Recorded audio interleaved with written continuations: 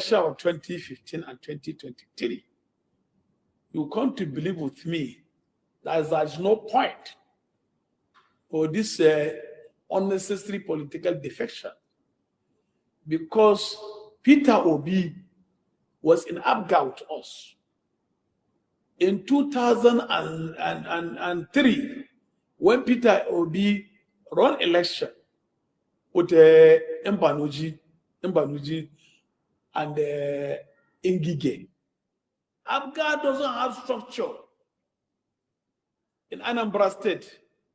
But going by the election result, we have exhibited at the Election Petition Tribunal, Abga won about 17 local government out of 21 local government in Anambra State.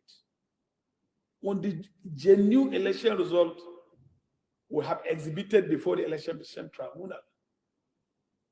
He doesn't have any structure. We don't have structure.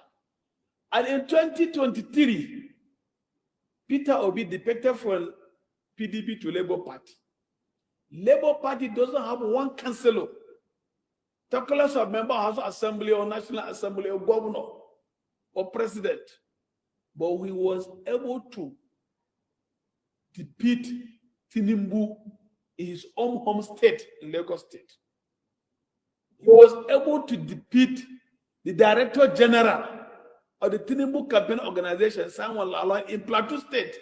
And Labour was able to defeat the national chairman of APC, Abdullahi Adamu, who was 2 times governor of Nasarawa State, a senator, a sitting national chairman, defeated in his doorstep. Come to the seat of power and defeat APC and PDP in Abuja. All the Southeast, where APC has a governor, David Omahi, has a Almighty Hope Ozidima, have Abia State, where they have Ojus Okalu, and many others. He defeated all the 5 Southeastern states, and he came to the South, defeated Delta, a vice president to Atiku Abubakar, Okoa. Labour won. Almighty Ados Oshomole was defeated in Edo State, a former national chairman of a party, still senator. You understand? So the experiment is there. Mr. President and the APC, nobody should deceive them. They should go back to the drawing board, take the result of 2015 election, where Buhari defeated an incumbent governor, incumbent president, with all governors, more than 26 governors, on the fall of PDP. All the senators, most of the senators are in the PDP. Buhari hands down defeated Jonathan. Atiku, who has been running for president about 4 times. Now, if you run for president now 5 times, you understand? Shared states with Peter Obi, 12 states. Peter Obi has 12 states, Tinubu has 12 states, and Atiku has 12 states. If not because of Northwest, where I come from, Tinubu could have not become even a candidate of APC. He could have not even become a president. Because during the presidential primaries, El-Rufai, Ganduje, Badaru, Matawale, and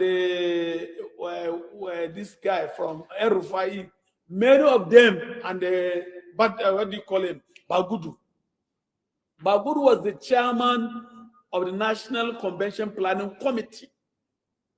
It was Northwest who gave Tinubu majority lawful vote to be declared as a candidate of APC.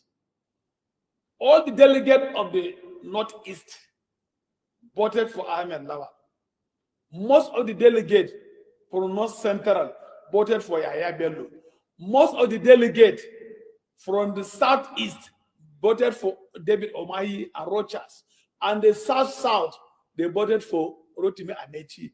The delegate, they vote for Southwest.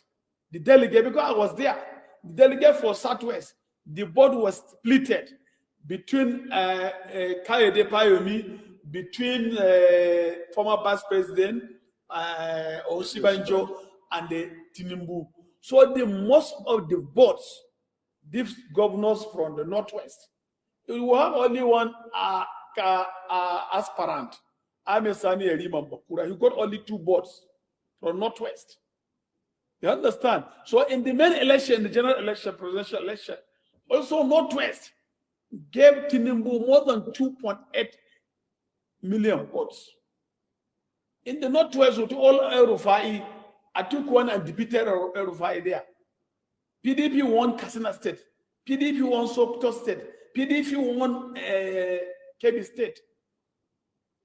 You understand? And NMPP won Kano State. So what I'm debating Mr. President as a political observer, as a member of APC, he should be very careful with this issue of defection. Mr. President should come back and took his campaign promises and organize a think tank who will advise him how to reach out to the grassroots. Because the election which will take place in 2027, it is political parties versus masses of Nigeria. So the downtrodden masses will decide. And with this issue of a real-time transmission, if it has come to if the National Assembly have passed the bill, it will be very difficult for any political party to rig election. So you support it? I support it 100% because I'm an advocate for change. And also I want a transparent election, transparent and credible election to be conducted in Nigeria. When you have voted leaders through genuine ballot box, then they will now also must sure that they represent the will of the people. But when you don't have people when you have leaders who come through the back door, don't expect good governance. So this real-time transmission of results, every respected Nigerian, every responsible Nigerian who is wishing the country well will want this real-time transmission of election result. You know, in the last election, 2023, Supreme Court have made it clear, and even in the Court of Appeal, that AREC is unknown to the law. Even that BBAS is unknown to the law. Because for you to prove the accreditation of voters using that BBAS, it has to go along with the manual register. If you want to prove it beyond the reasonable doubt before the court of law, you have to prove it along with the manual register. So that manual register, is a manual, they can easily manipulate it. But that real-time transmission, in a literal meaning of that real-time, it means instant transmission or immediate transmission of data collected.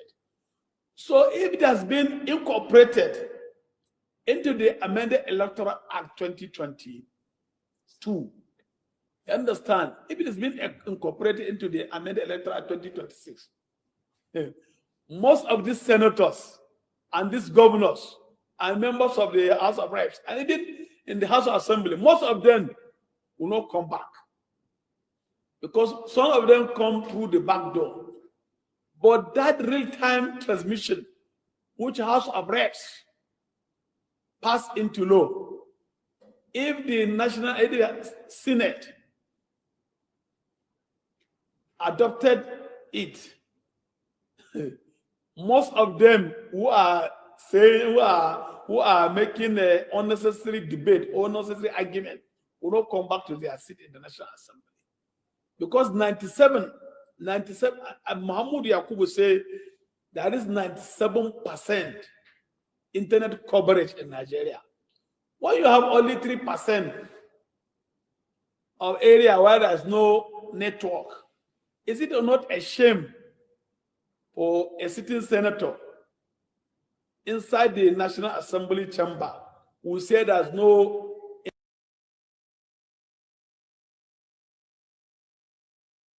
Welcome everybody. Oh, please share the video, share. The moment is upon us.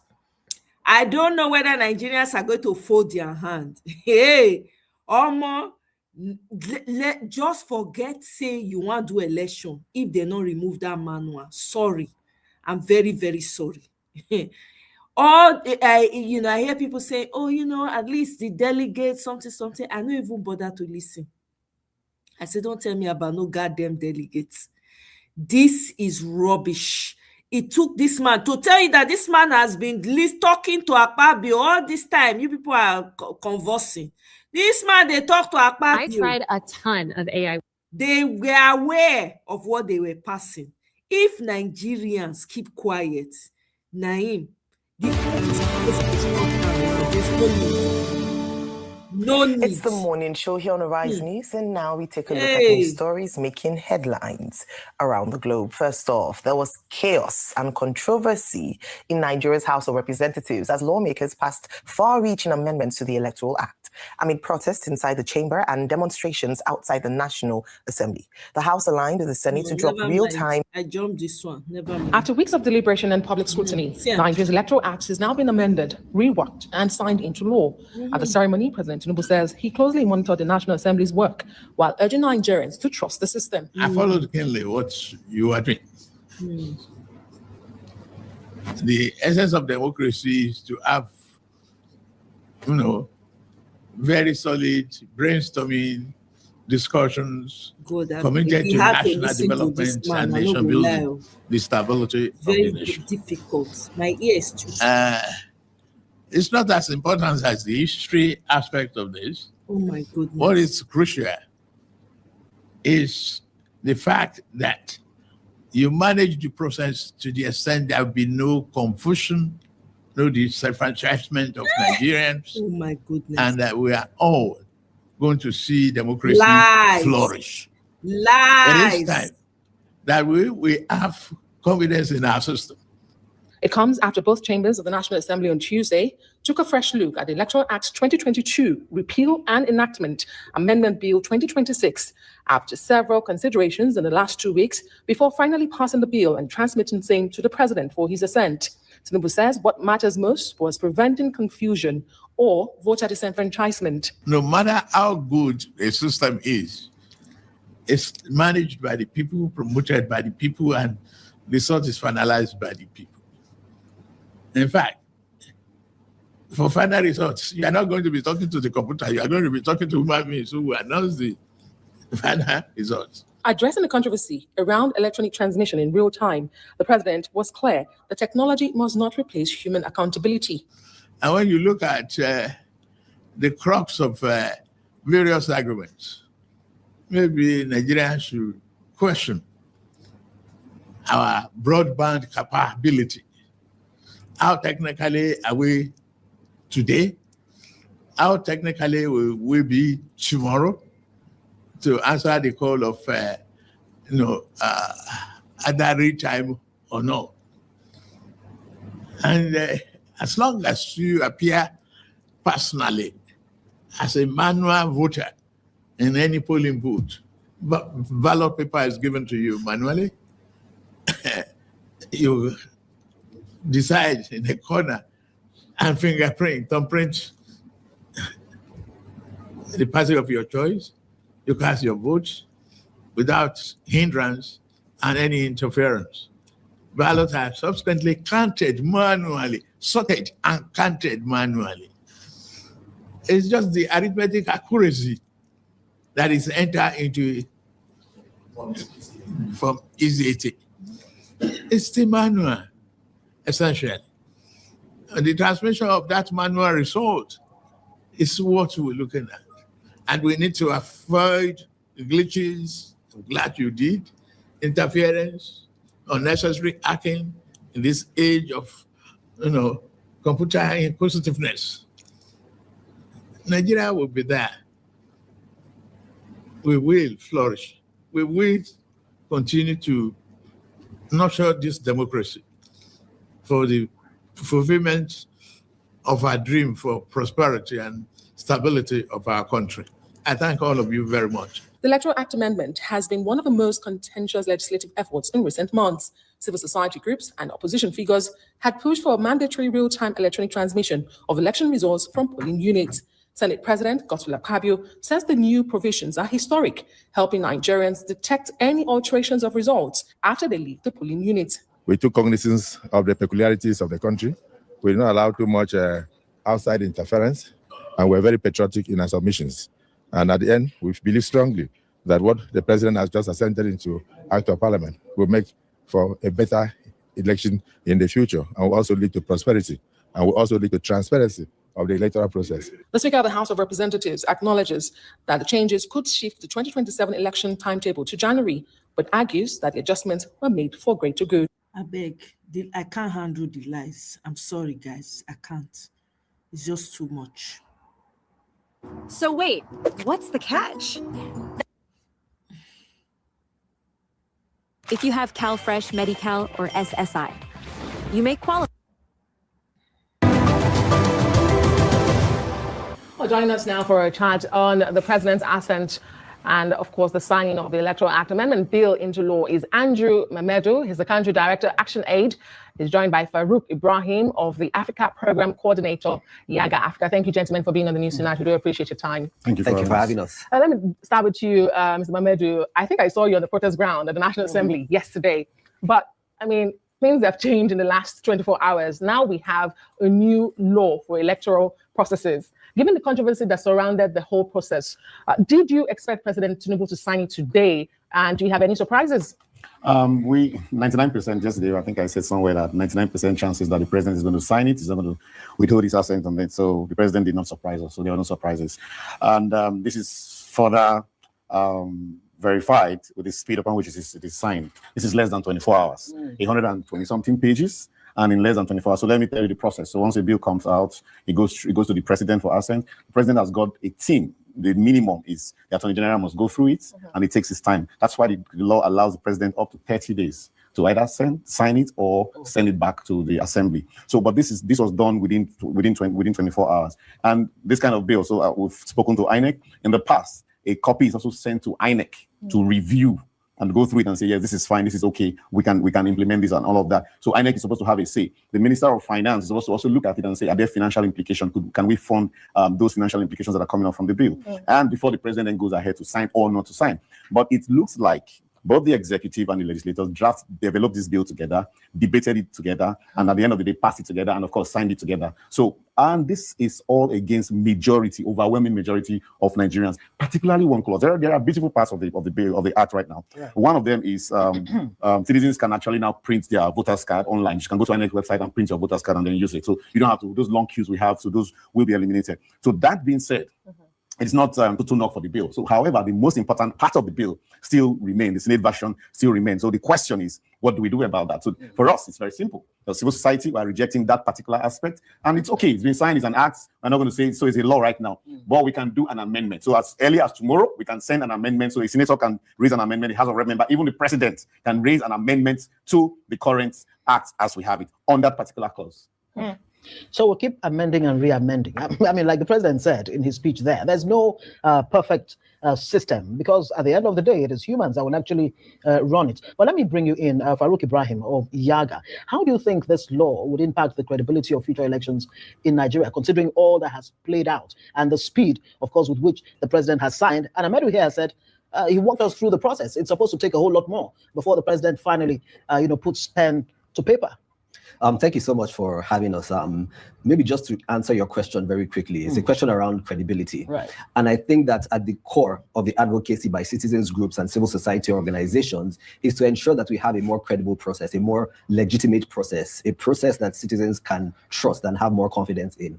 And a lot of this is hinged on the electronic transmission of results, like we've been speaking about, which is in section 60 of 3 of the Act. Unfortunately, what was signed into law today by the president contains that proviso that was passed in the Senate version that says where electronic transmission fails, we will revert to the form EC8A. The implication of this is that we are almost going back. We're taking a step back. We're retrogressing in the credibility of this process. We have seen electronic transmission take place time and time again. However, it was not clearly in the law, the electoral law as we had it. So what this means for us now with this proviso is that it also creates some more confusion around, one, the hierarchy and the legitimacy if it goes to court. Because it begs the question that if electronic transmission fails, which takes precedence or which takes hierarchy? Right. Is it the electronic version or is it the manual version? And a lot of this advocacy for a credible election has been that we need to use more technology to ensure that there's credibility of the process, to ensure that when we go to the collation process, if there are any alterations to the results that come from the various polling units, we can go back to what is on IREV, what has been electronically transmitted, and we can see that this is the correct results from the different polling units, and that improves the credibility of the process. Unfortunately, we did not get that passed, even though there are some other amendments within the current law that help to improve things around voter participation, but there are also some challenges when it comes to funding for INEC, which is also a credibility challenge for us. So it almost seems like we have taken one step forward, but maybe 2 or 3 or 4 or 5 steps back. Well, Mamadou, we had the uncut edit of the president's speech today play, about 4 minutes plus. And the president repeatedly said, you cannot remove human interference in the process, and says it is time Nigerians begin to have faith and trust the system. When you hear the president say that, and then the president of the Senate then goes after to say what they have done, is to improve transparency and accountability, because despite the proviso, for the first time we're having electronic transmission, and then Nigerians can cast their ballot and be sure to cross-check what they have with what is uploaded eventually. Do you agree with them that there was any sense of accountability and transparency put into this process in all that has been done? And when the president says you cannot erase human interference in the system at all, despite technology, do you agree with that? Yes and no. So I think the first thing is to say that we're not saying that there will not be human interference or involvement in the process, but as much as possible, we want to minimize it. And we have looked at our electoral system over the years. It used to be at the voting unit, so you just don't print and all of that. But with the coming of Beavers, which of course has been encoded right now, you are accredited. And even when we started with Beavers, we had the what we call the form, the form that you can incident form that you can use to bypass if you're not able. Like what we've got back No. So for right now, the 2022 Act, so even with 2022 Act, we does not allow incident form. Right. So you must be there. So if the machine is not working, it's not able to accredit you either by thumbprint or your face, then the new machine will be brought to do that. So we have gone past that. So you cannot manipulate that system. So technology has dealt with that. But where our challenge is, the biggest challenge has been from the issue of transmission. When we finish counting our vote, like the president rightly said, we will count it manually. The machine is not going to do that. Once we finish counting it, and it's 520, between when we transmit the result with the form, take the result with the form, from the polling units to the collation center, 520 turns to 5,200. The magic happens. The magic happens. So we're saying, how do we eliminate that? And we have a machine which we use for accreditation with or without network. With or without network. It is timestamped, so it's been tested, and we've used this where we had 93% accuracy result transmission, and we didn't have issues with that in off-cycle election. So if we have done those, we have seen those results before, why don't we capture the form? We are not discarding the form. The form should still go for the collation, but what should be primary in terms of if there's discrepancy? Let's look at what the machine has captured. That is what we are saying, and let's remove that clause, because with what Farouk said. Actually, if you go to court, because it's once bitten, twice shy, we've gone through this process before. And the court says, sorry, we cannot accept this because IREV is not encoded in the law. And that's why we went through this whole process to make sure that it's encoded and we follow it all to the end. And this is not the end, like I said. So we're going to call on Nigerians, we're going to call on citizens to come out. So we're having meetings, society, citizens group, we're having meetings. So like we said, let us push for a new amendment. You can amend the law even if it's one day old. For a more perfect electoral act. Farouk Ibrahim, we seem to be fixated with this clause 60 sub 3, but there's another clause that really should be of concern. I wonder if it's of concern to you. Clause or section.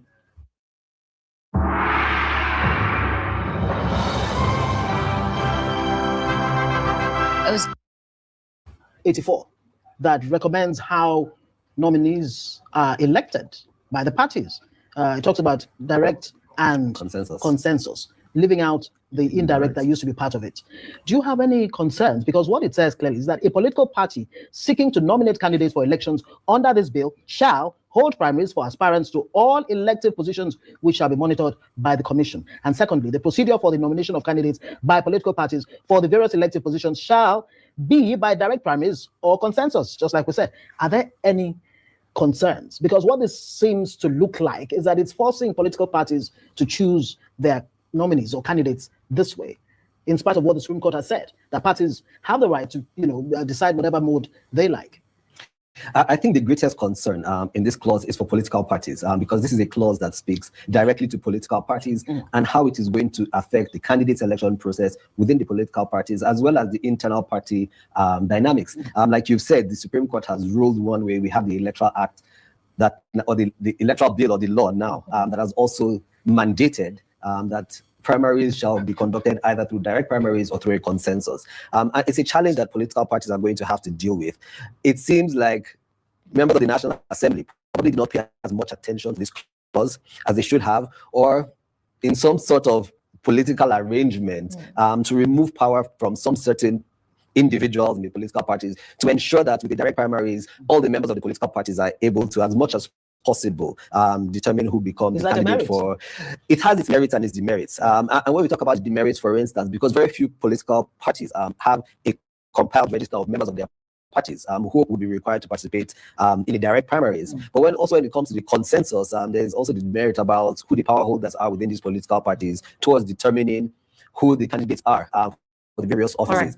All right. Mamedu, you have the last word here. Very quickly, same question. Some say it's perhaps the governing party that has the majority in the National Assembly that is imposing the system on other political parties. And then when you say you're calling on Nigerians to come out for another amendment of this law that has just come into existence, do you also put into consideration the election timetable and the implications of that for INEC that has to do with an amendment bringing the date forward already? Oh, okay. So let me start with that. Very quickly. Yes. Quickly. We will not tamper with the 300 days. So that's to let it start counting. Okay. However, the particular clause we're not comfortable with, particularly the one around transmission of resource, we could just go with that alone. So all our aspects of the act as it stands becomes law, and the INEC can start running with that. You don't need to operationalize this until close to the election. Okay. So why don't we? And of course, we've seen the president sign a bill in 24 hours, so we can also get it's doable, right? 48 hours and get the president to sign it. Another question on Nigerians out. Of course, most likely we're having meetings tomorrow. We're continuing our conversation and all of that. Possibly they should be ready to, of course, come out. This is about our own the system, right? The mode of selecting candidates in political parties. Very quickly to respond to the question he answered. Okay, so the bigger picture is the political parties go ahead in manipulating all this, and you have godfatherism. They're responding to these things. But can't citizens have the power to decide who becomes their leader? When we vote on the political parties, the political parties will have to align and be very democratic. So that's reason to vote for them. Okay, Andrew Mamedu, country director. I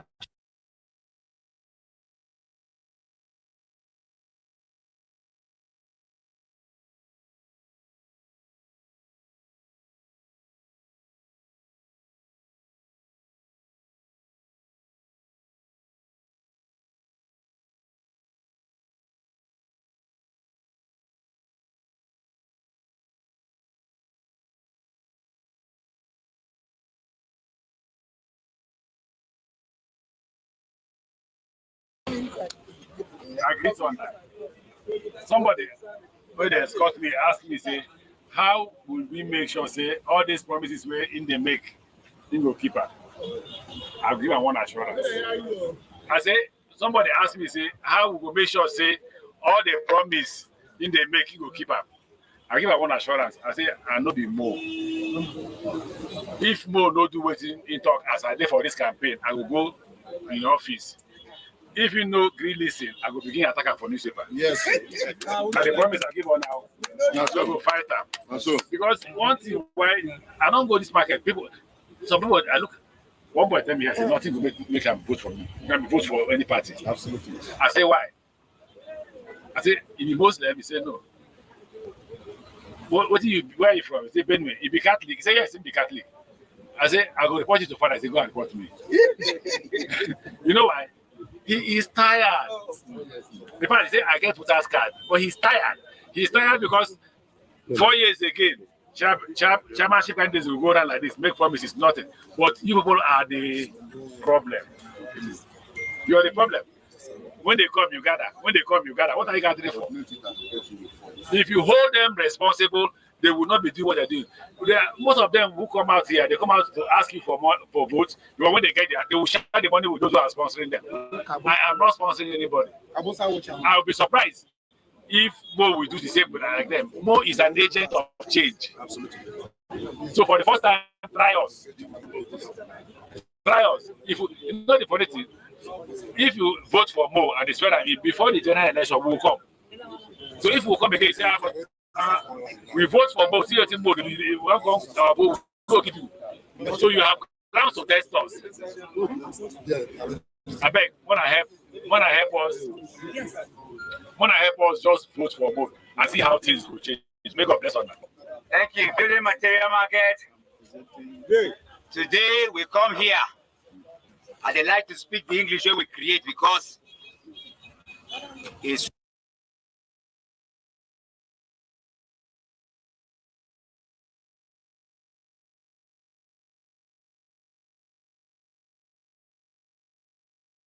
I'm sorry, I was on mute. I said that I just wanted you guys to see a bit of that campaign. Amechi is on ground. Atiku is on ground. They are all campaigning with Dr. Mo for the AMAC chair. If you have siblings in Abuja, please tell them they should vote for Mo. That AMAC chairmanship is very, very important. Remember, Dr. Mo came here to educate us on it, right? If you want to see that video, you can look down my videos a couple of months back, sometime last year, he was here and he told us what this whole AMAC thing was about. We didn't know how important it was, but it's very important. Kola, I see you. Welcome. Oh. Let's move forward. Next video. Listen, it's called Connecting, and it.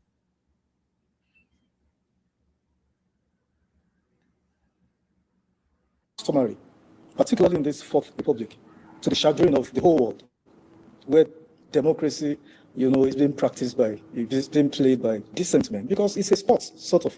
Everyone who goes into a football contest or lawn tennis contest or basketball, you're going into a contest, there'll be a winner, there'll be a loser.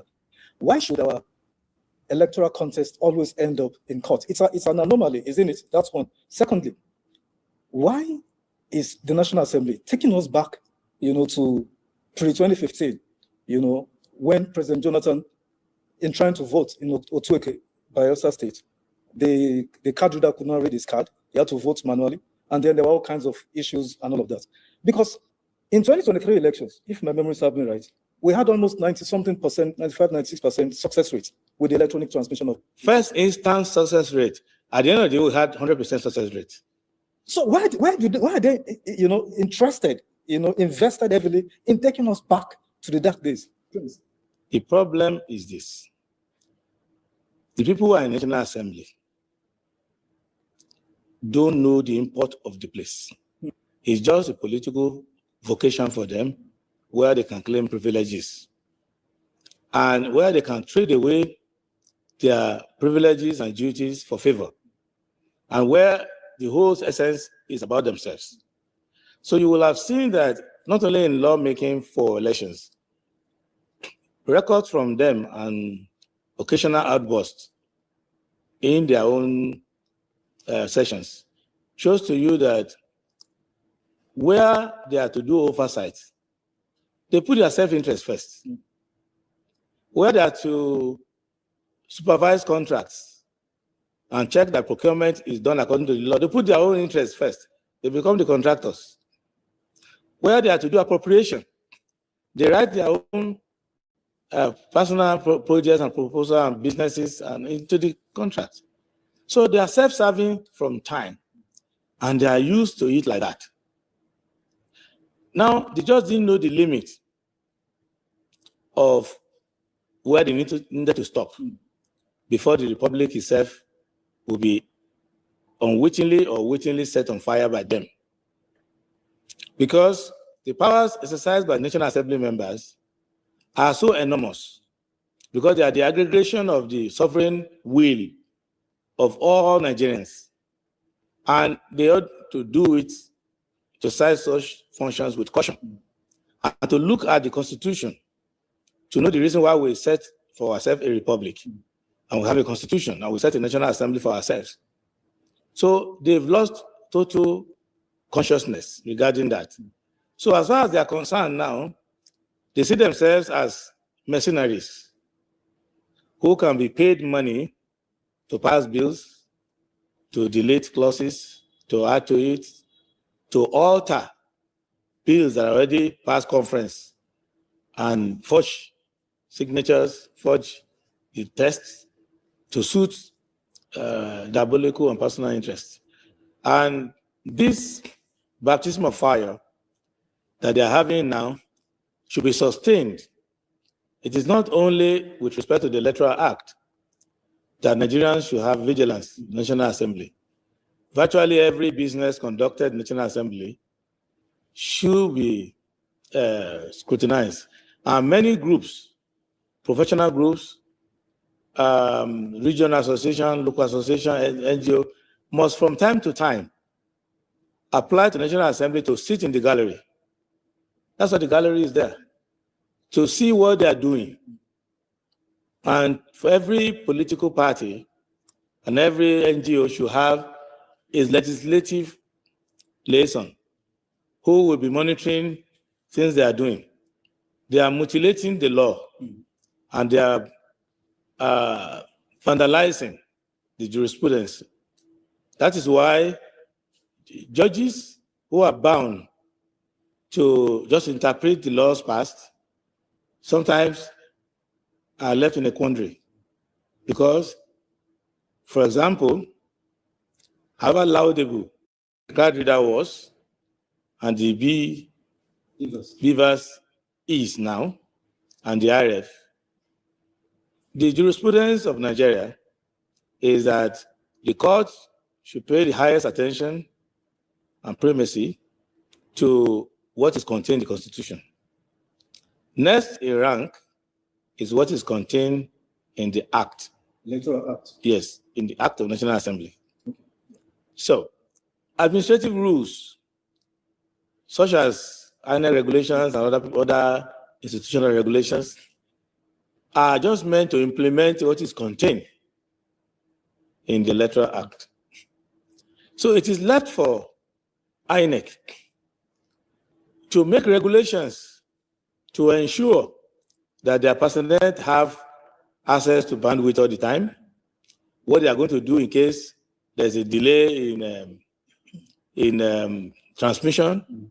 It is up for National Assembly to legislate such a failed scenario into the law.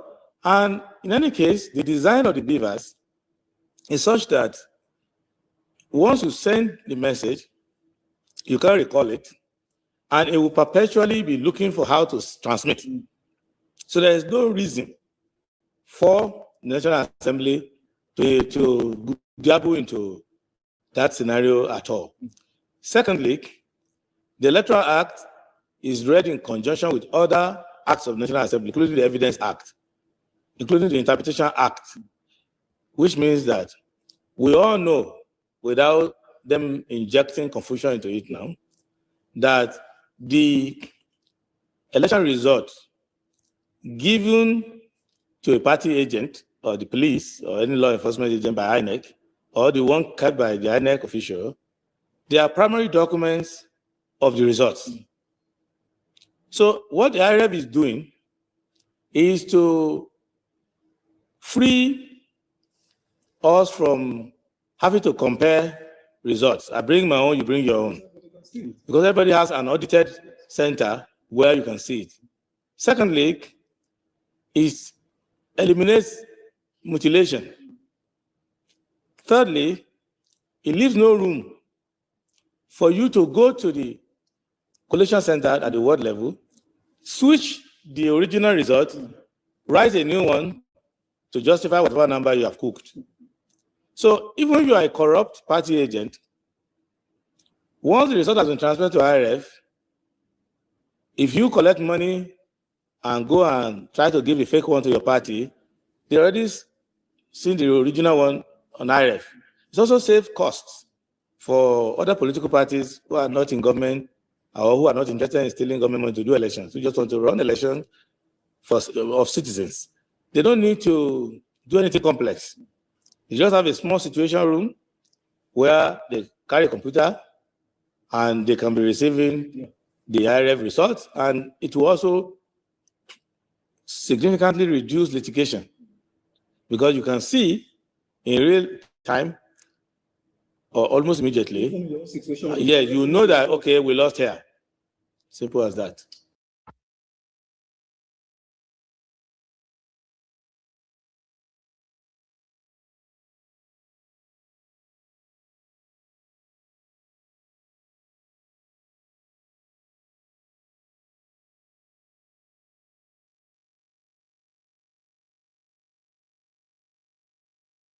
Just in our books, with anybody, the disciplines that is found in our rules.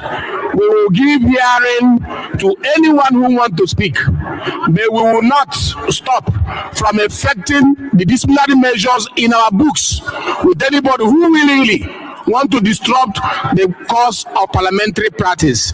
Please, we have allowed that for too long. Let us focus now. Once you raise your hand, we will allow you to speak, but not on the same subject matter for the whole day. We have given this subject matter sufficient time. We are progressing now, and I'm ruling as chair.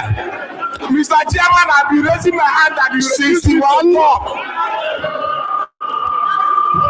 62.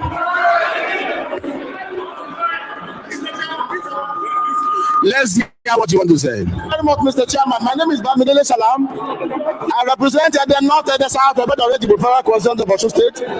Mr. Chairman, my point of order is Order 9, Rule 6. This house is a house of rules. Order 9, Rule 6 says, it shall be out of order to attempt to reconsider any specific question upon which the House has come to a conclusion during the current session, except upon the substantive motion for decision. Mr. Chairman, you ruled on my point of order and held that the ayes had it, and you hit the gavel. And I insist that by the rules of this House, Mr. Chairman, to rescind that order, there has to be a substantive motion to rescind that order. That do you want us to ask the question again? That's my point of order. Mr. Chairman, point of order. Mr. Speaker,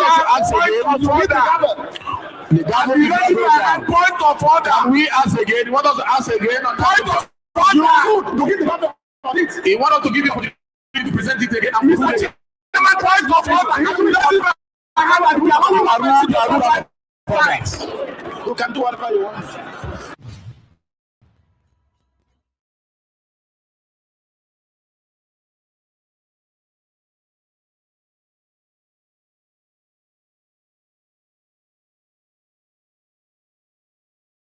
The discipline.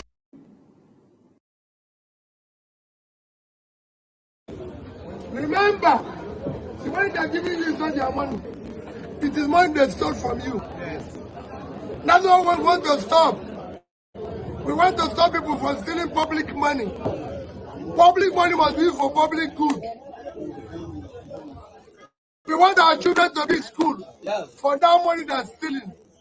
We want a hospital where mothers' children can be treated if they are sick. We want to have roads. Look at where people are standing. Yes, paying tax, paying everything. There's no water, there's no road, there's no government support, no light.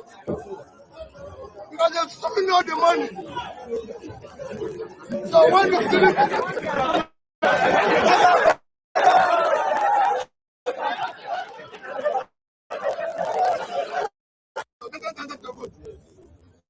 remember, when they're giving you is not their money.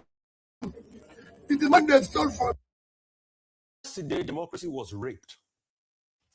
Yesterday, people fraudulently took over democracy. And the cries of APC only rang in the air. Yesterday, the same House of Rep that has shown themselves to be a beacon of democracy went against what they did and became an aberration by trying to rescind what they passed initially in December that was in the interest of the people, and they railroaded the people. Because you can see the voting process in this was reports when clearly the speaker railroaded the opinion of others. And that's why the cries of thief, fraud rang the air. Yesterday, I cried for the death of democracy in my country. You see, for all the partakers in the looting of democracy, go ahead, have your day. Maybe you will have your elections. You've passed laws that favor you. We will see if the people will give you a chance. And that's why I call on you, the Nigerian people. Do not sleep while they rape democracy. The National Assembly, the House of Rep, had passed something. Then we started seeing, when the likes of Honorable Balogun came on this show, I started saying what the Senate passed was good enough. So we knew their plan, that they wanted to align. And they brought it yesterday and they railroaded the people. And that's why people protested. Kudos to those that protested. You see, they can't stand the weight of democracy. That's why police resorted to tear gas on the face of the people. The Senate too, and for the love of God, please, the Senate should be able to show us electronic voting components, not just by saying they should raise up their hand and they count them. No. The likes of the lion of the Senate, I would like to give him a name today, Iyinaya Baribe, stood up. And they protested about that devilish proviso, which we all say is a rigging machine. And you will see the 2027 elections. Shambolic it's going to be. Let's not deceive ourselves. It's a rigging machine. Because we have done the empirical analysis to show that you can actually have 97 to 98% transmission in this country. But they deliberately went against it. Then Senator Akpabio, in his magnanimity, said, okay, let's put it to a vote. Obviously, you know it was going to be a trouncing. But you know that proviso is inimical to democracy. So they went ahead and they passed it. The truth is, they should keep ripping democracy. We have seen it. We've seen it. Gbogbo yin lẹ lọ́wọ́ ńbẹ̀, gbogbo yin lẹ lọ́wọ́ ńbẹ̀, bí Nigeria ṣe bàjẹ́, gbogbo yin lẹ lọ́wọ́ ńbẹ̀. You all have a hand in it. The story of how this country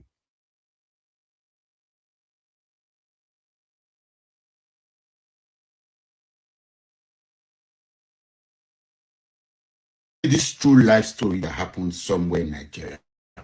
So a young man at a time who was growing in a community stole some bags of cement. And there was this man, his name is Onimisi. Yes, Onimisi. He was a community disciplinarian. So whenever anybody commits anything, family reporting, community find anybody wanting any areas, he would discipline the person, he would flog the person. So he flogged this young man for stealing bags of cement.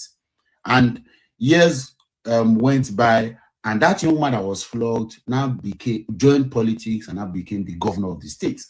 So whilst he was governor, in the early months of being governor, he said he had to fight against kidnapping and insecurity in the state, and then decided to visit that former community, that community where he lived and grew. He said he was going to demolish a particular property that was allegedly being used by kidnappers for crime. So when he got there to go and supervise the demolition, one of the persons that were in the crowd to witness this whole event was Onimisi, that same person that flogged him years ago because he stole. Now listen. So when he cited Onimisi, Onimisi cited him. Onimisi saw rage in his eyes, and they knew that something was going to happen. This wasn't usual. So he would have forgotten about all of that, but he got angry. So Onimisi decided to be careful. Guess what? This governor called or beckoned on Onimisi. Onimisi knew that beckoning wasn't for good, so he decided to run away. He ran. This governor now sent the local government chairman of that particular local government and his DSS officer and said, follow up that guy and get him for me. So they pursued Onimisi, pursued him till they were able to grab him.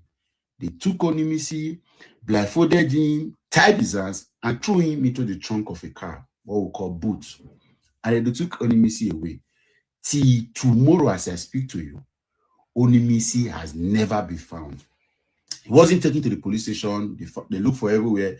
He wasn't taken to court. He wasn't charged with any offense, but he disappeared just like that mysteriously.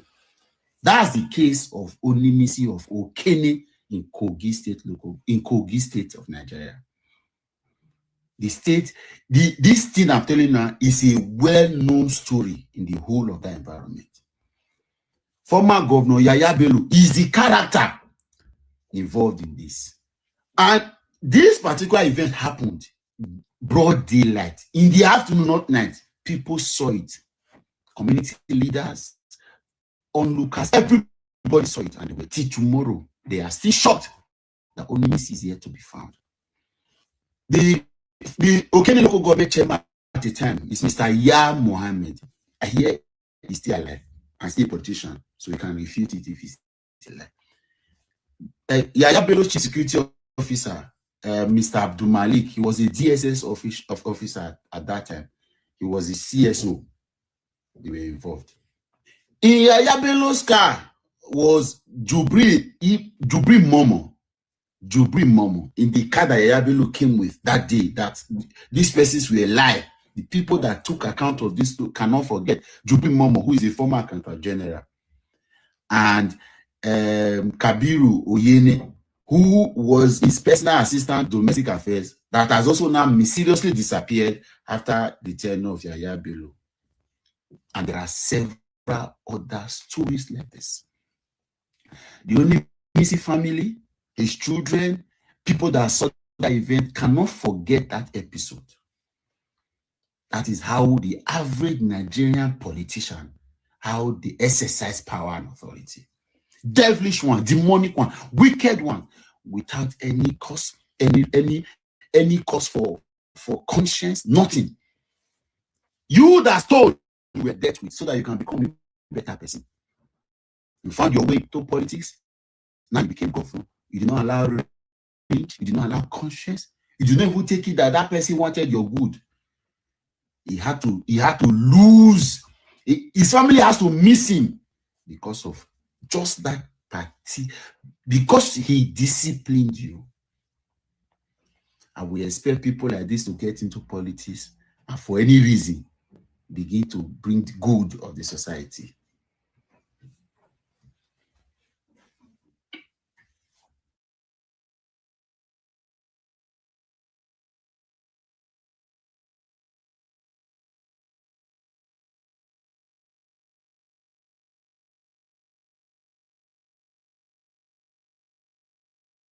As proposed by Honorable Ikubego and seconded by Honorable Beleface. The House hereby budgets funds for the purchase of SUV for official use and also funds for vacations. And for the last part, the fun part, for bare beaches. Jesus. In the beach. So the House hereby approved 452 billion for this purchase. Excuse me, Your Excellency. I've not made my prayers yet. Your prayers? Oh, our Father. No, that's not what I mean. Don't be ridiculous here. Please, Your Excellency, let's just hear from her. Talk. Okay. I propose we look into the healthcare and education. Those are the most. No, you cannot use this girl. I am also an honorable member of this house. You cannot disrespect me like this. This is a disrespect. You cannot disrespect me. Now she they catch my hand. Baby, Just imagine. What should I do? beat it. No one wants to be defeated. We know one head. We know one school. It doesn't matter who's wrong or right. Beat it. Make a beat and beat it. Beat it. Approve.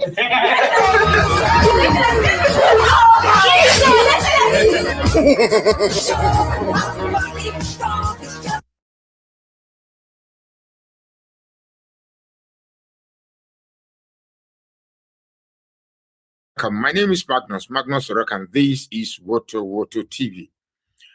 When you say Tinubu is a master strategist, What exactly does that mean? What exactly does it mean? Last time I checked, strategy, the word strategy simply means a planned action towards aimed at achieving a goal. So the word strategy in itself is a neutral word until you add meaning to it. So the question is, what type of strategy does Tinubu have towards achieving his political goals, governors, presidency? So the idea that our modern day youths are beginning to see criminal path towards achieving a goal is now described as strategy is what is getting me worried. If I want to be a governor, then I start implementing dirty ways like lying, deception, stealing, cheating, rigging. And we call that political strategy. That's not political strategy. That's criminal. And in some sane crime, it is punishable by imprisonment, sometimes the capital punishment. So if you are a young man and you are now becoming fascinated by the action of Tinubu dressing fake bishops, bribing INEC and bribing judiciary and making all the system work abnormally, and you think that is a strategy, then I pity the future you are setting for yourself, and not just yourself alone, your children yet unborn.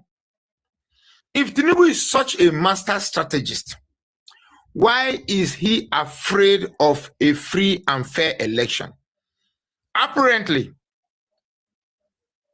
Tinubu and APC are so scared of a free, fair election. That's why you see the chaos or chaos, according to Zebediah, in the House of Assemblies. Common, simple electronic transmission, and what is transmitted in the IRF should be justiciable. Justiciable in the sense that when evidence in the IRF is tendered in the court, it will be admitted as evidence. But this set of people will not accept that because they know that in a free and fair election, they stand no chance. Even me, yours truly, will defeat Tinubu in a free and fair election. So what exactly have we turned the country to when we give sensitive words, I mean intellectual narrative, we give criminality, criminal definitions to them? So tell me something I don't know. Who is a master strategist? A master strategist is one who avails his simplicity, his honesty, his realism to an already defined system that will choose him. A master strategist is one who will avail himself to an informed electorate to choose him to become their leader, not one who will subvert the system by engaging all the forces that divide us. Tribalism. There are some people now who don't want to know that Tinubu is the best leader. They just want to vote Tinubu because Tinubu is a Yoruba man. That's all. There are some people who are going to vote for Tinubu. They don't want to know anything, whether he's going to fix this country or not.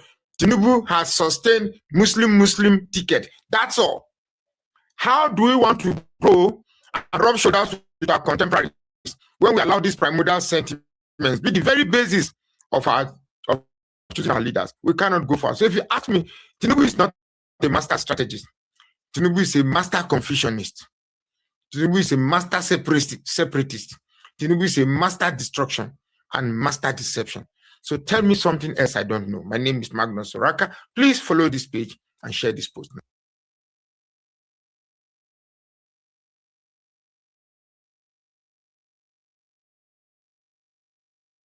Unite and end the APC reign. At this point, it is up to Nigerians to either unite and end the APC reign of terror over Nigeria, or APC will be the end of a democratic Nigeria as we know it. Nigeria has become an open crime scene, and what we call government in Nigeria is literally organized criminality. Every institution that is supposed to serve the welfare of the Nigerian people have become weaponized against them. And most unfortunately, it's a National Assembly and a parliament that should be the hallmark of a democracy has become an extension of the presidency, a captured assembly. So today, if President Tinubu asks Senate and House leadership to jump up, the question will be how high. And there is no end to this trajectory and these unfortunate actions. It is up to Nigeria to say enough of this political banditry. We cannot continue like this. A ruling party who claims to own more than 30 governors, have every institution, the judiciary, the police, township boys, city girls, and everybody, is afraid of one simple clause: mandatory real-time electronic transmission of results, which, by the way, INEC in itself has proven from their feasibility studies that they have the capacity to do. So let us not be ambiguous or unambiguous about this. This is a script being played out by the Senate President Akpabio, written from the presidential villa, and INEC is not neutral. We were at the gate demanding for the implementation of the electronic transmission of results, and before you know it, tear gas canisters were released or whatever substance were released on peaceful protesters. The first batch was released, people scampered and then came back there, and then there was a reinforcement of about a number of Hilux vehicles that carried some officers. The canisters were shot directly at peaceful protesters. In fact, these are some of the canisters that were picked, more than 20 or 30 of them. This was shot at protesters who ran up to the Eagle Square as far as the federal secretariat, even on passerbys who were just passing through the road, who were not part of the protest. And the question will be, who is afraid of free and fair election in Nigeria? What exactly is the ruling party afraid of? INEC has received 200 billion, claiming it wants to use electronic technology. Sir, what kind of technology is INEC trying to adopt and procure with 200 billion? What happened to the technology that was procured by Mahmoud Yakubu with over 300 billion in 2023? Are beavers machines like diapers or pampers that are used and then disposed? There is something and a lot that the ruling party is not telling us. The budget that was approved by INEC is a budget, if not clearly explained to Nigeria, will only aid and sustain electoral malpractices. And that is why, as it is today, it must become a national mobilization against this legitimizing of an electoral act that will guarantee rigging. Why is the Senate President making excuses for INEC? In today's Nigeria, lawmakers are giving reasons or excuses why electronic technology will not work against INEC's own position. The level of mischief. What a shame, and you could see it play out in the chambers. Lawmakers coming up to chant APC only, APC only. Because in the face of all Nigerians and the world, leadership of the National Assembly are trying to brazenly ensure that they get a law that is going to legitimize electoral malpractice and election rigging. It is a shame, it is a travesty, and Nigerians who mean well for our lives must resist it, because for our lives to count, our votes must count. All right, so Peter.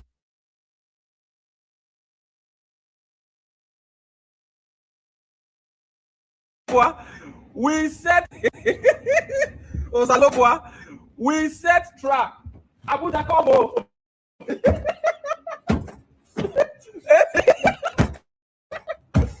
Edon Kobo. Oshopole. Today not. We set trap. Make we take catch elephant. We don't catch, he go to.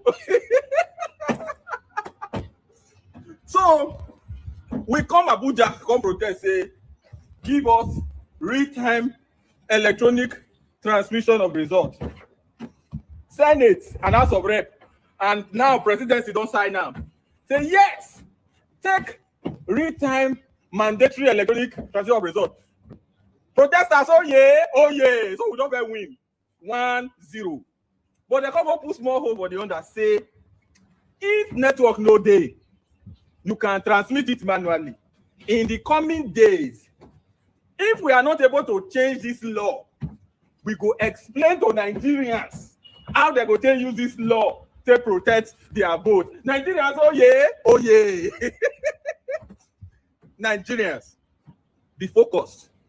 We set trap to catch elephants. We don't catch hyena. We don't catch giraffe. Worry. In the coming days, in the coming weeks, in the coming months, we go explain to Nigerians how they go tell use even this Obubu Yeye law when they sign. Congratulations, Nigerians. However, we will never give up on this country. We will never give up on this democracy. Now, this law when they sign, so now go take see their back. Electoral reform is a must for the people of Nigeria. Thank you and God bless you. Those that were declared losers in that election went to court and sought interpretation because the law are permitted. I'm very careful when I speak about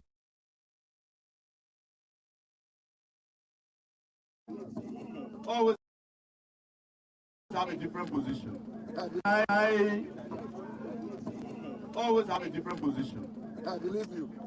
And my position is that we have waited for too long for these nonsensical people to be running our country to the ground. And that, as I predicted when Tinubu came into power, Tinubu is going to cause a revolution to happen in this country. And we are here to deliver it, the judgment that they have been waiting for.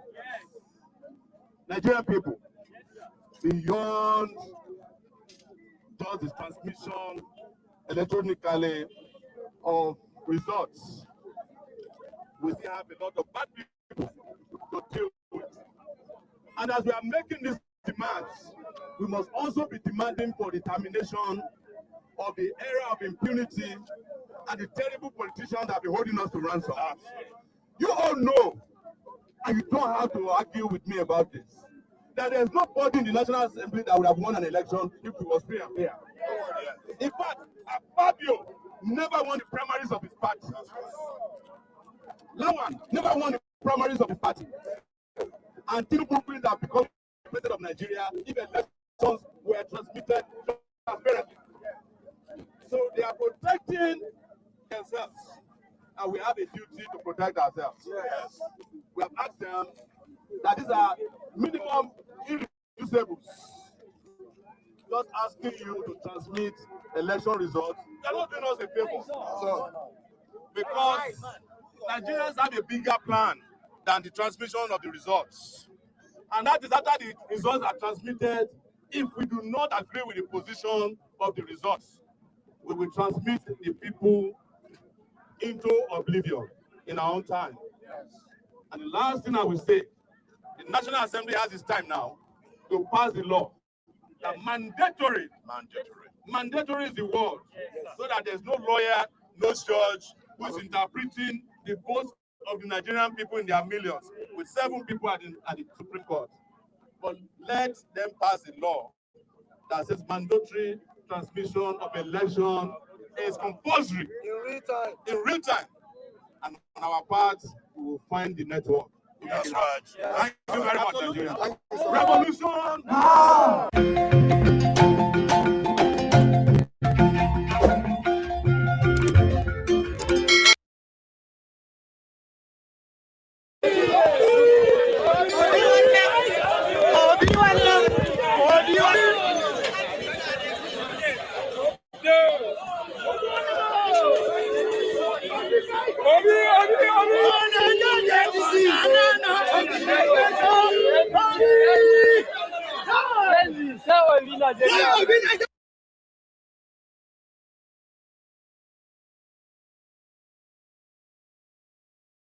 As I've told Nigerians before, that what appears to be the greatest link, the weakest link, in the line of the defense of democracy and the rule of law is my constituency, the judiciary. You refer to the Supreme Court. Supreme Court, the problem we're having today is brought about by the first court. How? Since 1979, up till 2015, or 2007 precisely, and 2011, the apex courts have always made the point clear and you check all INEC documents, you will find that every document to be released for public, it will be stated that elections are guided by 3 principal laws: the Constitution, the Electoral Act, and indeed regulations and guidelines issued by INEC. These are the 3 governing laws. All these laws, they have the force of law that must be implemented fully, fairly, and impartially.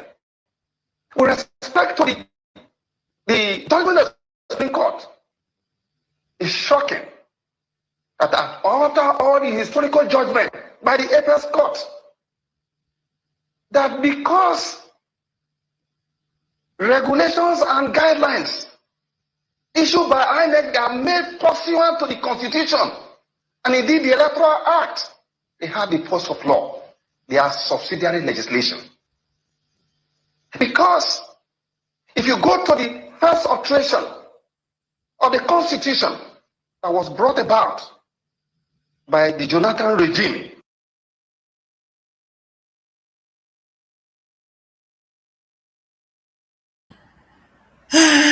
This electoral reform, nobody should sleep on it. Otherwise, forget election. No Nigerian should accept it at all. Here is somebody's tweet here. Dear Peter Obi, Atiku, Amechi, Aregbesola, Tambuwa, El-Rufai, Kwankwaso, and other respected coalition leaders. I'm writing because I'm deeply worried about our country. Recall what happened during President Goodluck Jonathan's tenure. APC leaders visited powerful nations, spoke out boldly against injustice and gained support. Now it's our turn to act courageously. I urge you to visit whatever. You can read the rest. Okay? I'm not even going to bother, but we get the drift. Honestly, let's not even talk about election. There's no need. There is no need. If these people do not give if they do not scrap that law that they signed in, no Nigerians should agree. Matter of fact, people should be talking to each other now. People should be building critical mass of people now. Millions of people need to show up and take over that National Assembly, take over. Hey, God, we cannot talk. These videos I'm putting out now. We have to. So many people have been asking me in my DMs, Saddam, how do we curb these next elections? How do we do it? How can we protect our votes? How can we guarantee victory in the next elections? How can we make sure that this APC that you're complaining about is this is a one-term government? How can we do all these things? And for me, it is important that we understand the power of the people. That is exactly why I keep making these videos I'm putting out now. We have to understand the power of the people. For so long, Nigerians have failed to understand the power of the people. And because we have failed to understand the power of the people, that's why politicians take us for a ride. We have politicians and political actors that feel like the people do not understand that the people do not understand the power they have. And when you don't understand the power you have, you are powerless. It's just like an eagle that has been trained. You pick up a baby eagle, we call it eaglet, right? You pick up an eaglet and you put her in the midst of chickens. And she's growing up, and she grows up with the chickens. She will never know that she can fly until she one day flaps her wings and she sees that she's gone. And when she's gone, she's gone. That's exactly where Nigerians are. We're like an eaglet that think we are chickens. And because we think we are chickens, we don't understand the power we have. There is no reason or no excuse why people that are not up to 1,500 should be holding a whole country of over 200 million people to ransom. It's because the people do not understand the power they have. And on today's conversation, I just want to show you guys the power that we can have as a people. I saw this tweet, and that's the tweet I want to use as an illustration for Nigerians to see. This was on a handle I respect a lot on X, Son of Ayo, and he said, no police, military, or government can disrupt a protest like this. When Nigerians are tired, they will fall out. With this picture as an illustration. And you see the number of people. Just imagine the numbers there. And that's exactly how you win it. That's how you win debates. That's exactly. How you change society. That's how you put in fear in every government when you understand the power you have as a people. Nigerians are always scared. I do this, I know the amount of DMs I get all the time. Please stay safe, oh, stay safe, oh, stay safe. I ask myself, I say, stay safe from what? What I staying safe from? Nobody's gonna live this life forever. I've gotten calls from big people. Saddam, you know, these people you're talking about, they're very deadly. I say, deadly, so what? Do you think I'm here for forever? I will not be here forever. These same people you're talking about, they will all die. Like I will die one day. But what did you achieve on earth while you're living?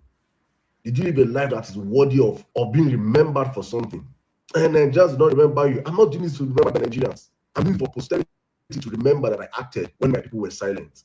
That's what I'm doing this. And so if Nigerians can, in our numbers, understand the power we have, which involves every one of us, including you watching this video right now, to stand up and say enough is enough, then we begin to enact change. When you add all the structures of the security apparatus we have in our country, it is less than 1 million people.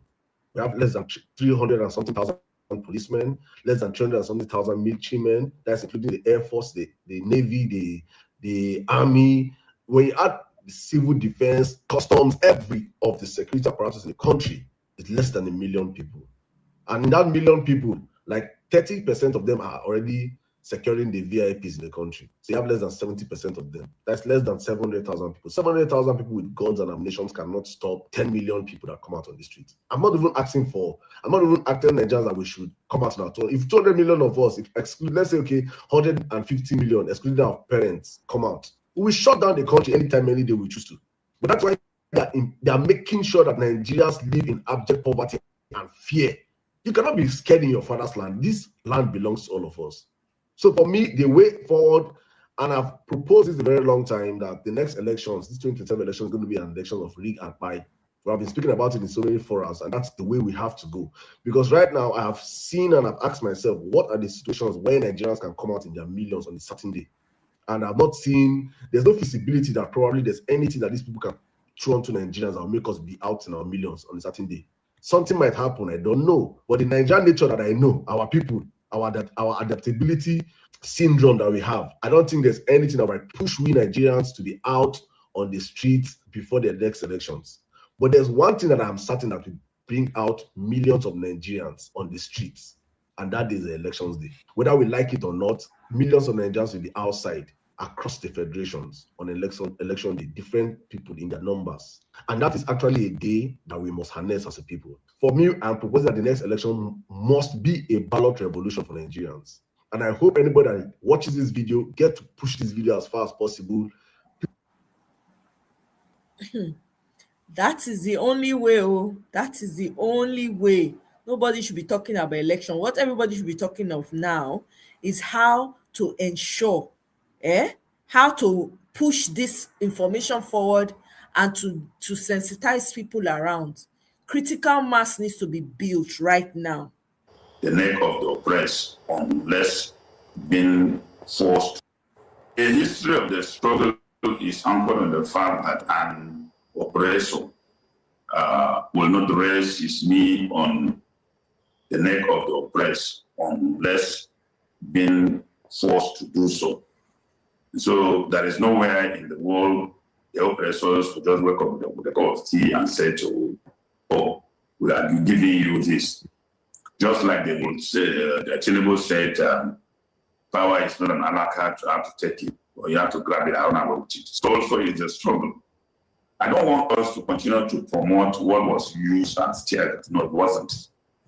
Even from their video there, you could see that the substances were pressed and it went straight into the atmosphere. And the impact, like you've said, is something that even this morning, I still feel irritation of impact on my body was not covered in my face. So I think the summary of it all, how you can see it, the summary of it all is that this government needs to explain that substance that was used for Nigerians must be investigated. Because already there is an allegation by the former governor of Kaduna that the National Security Advisor imported into this country poisonous substances. For whatever reasons, that has not been explained. And then here you are, a very unique approach to dealing with a protest has been introduced by the Nigerian government, meaning that this government is willing to kill to remain in power. But therefore, the Nigerian people, from the character of those demonstrating yesterday, you can see that defiance, you can see the resistance. Because the people, yes, they took cover for their safety, but still did not go anywhere. They came back.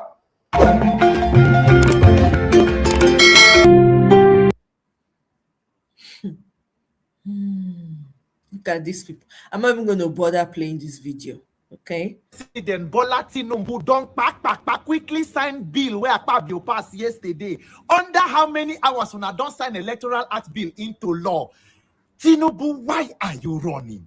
APC federal affliction, why are you running? Waiting they pursue una. The best form of campaign is good leadership. If you do well for the people, you don't need all this mischief. So una they do a wuru to quickly sign a bill that you believe can impose on Nigerians incompetent and incapacitated leadership. We say you lie.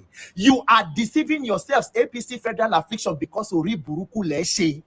This bill, whether they sign them into law, it will be amended and must be amended. Any other part of the bill where Nigerians accept can stay. The clause on mandatory real-time transmission of result must be amended to not have a proviso. That part where una don't go put the KELEG, say that where there is no network, they can use from EC8A form to go back to your manual coalition of result. We reject it. The gods reject it. The people reject it. Because that is when a shrine of electoral malpractice. That is your caveat for election rigging and manipulation. Nigerians say no. Nigerians make una no panic, because as it is right now, it is time for Nigerians to mobilize. The Electoral Act Amendment Bill, the new act una don't sign, must go back to the National Assembly for amendment of that section 60, because Nigerians do not need provisions that will empower criminals to rig elections. Nigerians, make nobody panic. All the confusion you are seeing with all this run around where they do to do backdoor passage of a bill was all part of the plan. They dance where Akpabio, they dance for Senate, the people where they play drum for the day presidential villa. Exactly. INEC is not neutral, because Joash Amukwiton will be worse than Mahmoud Yakubu. Everything you see Akpabio and this House leadership play for National Assembly is a script perfectly written by the presidential villa and directed by President Bola Tinubu for the Senate and House of Reps to act out. But as it is today, Nigerians is opportunity to mobilize. The same weapon where they want use to kill you, you must use it to liberate yourself and send criminals out of power. APC, Nigerians reject any bill that has a clause that is going to empower people to rig election. So as it be now, this is not a time to become discouraged or say they don't rig and they don't do this. We have not reached the end of Electoral Act Amendment Bill. No, President Tinubu, we want mandatory real-time electronic technology for transmission of result to be compulsory, and it must be justiciable. Any network when I say when I don't get to read the 200 billion where I say they won't use for electronic technology. What's happening? They want to go to space? Do they want to go to the moon to get satellites? Only Buruku INEC, only Buruku National Assembly, only Buruku Presidency. Nigerians, this is a time for all Nigerians to mobilize. Because if you allow this assault on democracy to stay, then we can focus Nigeria as a country. It then means we want to fully hand over Nigeria to a handful of criminals to decide our collective destinies. President Tinubu and National Assembly, it is not too late to do the right thing. You are going to repeal that bill, re-amend the section that Nigerians are demanding. Mandatory real-time electronic transmission of results without proviso, without any shenanigans. Nigerians is shine your eye. Now express we day. Continue. Congratulations on running to sign a bill.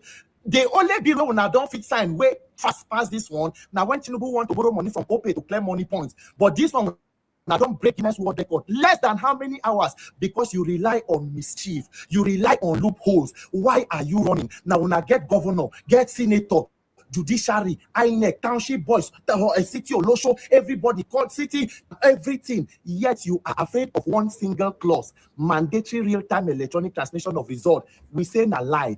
On this mandate of mandatory transmission electronic, we stand, and Nigerians must get the right thing. Our votes must count, because 2027, nobody will steal our mandate again. The people reject you, the gods reject you. You are amongst leaders most miserable. Nigeria.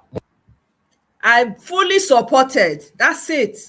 Fully support. This is the energy that should be coming out. There's no need trying to, everybody is doing, oh, well, let's look at the other side of the bill. I'm not looking at any bill.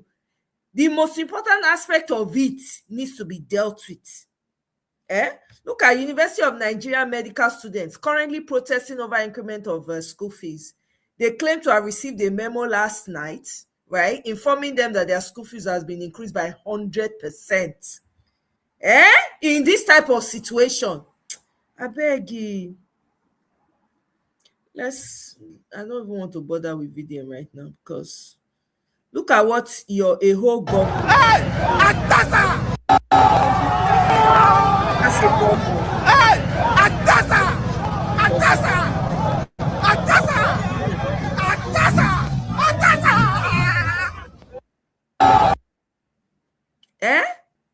A whole governor, Nigerian politician. I don't know our governor, but to be like governor. I read that somewhere saying our governor. I don't remember where. Maybe not be governor. Look at the man peeing in public. This is how low you are falling as a country. Is this not a thing of shame? I beg. I go soon round this thing up. Okay, this is Atiku. She's a in Abuja. Wannan zaben da za a yi ran Asabar shi zai nuna mana ko jama'an ƙasar nan sun amince da wannan gwamnati ko kuma ba su amince ba. Kun amince?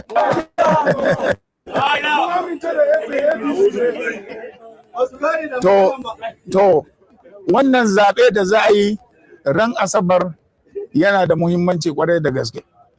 Domin alƙiblan da Abuja ta ɗauka nan ne sauran ƙasar za su ɗauka.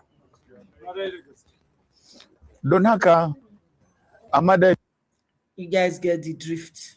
It's talking to them. And this is continuation. No, see, for nights, Peter will be the campaign for Dr. Mo.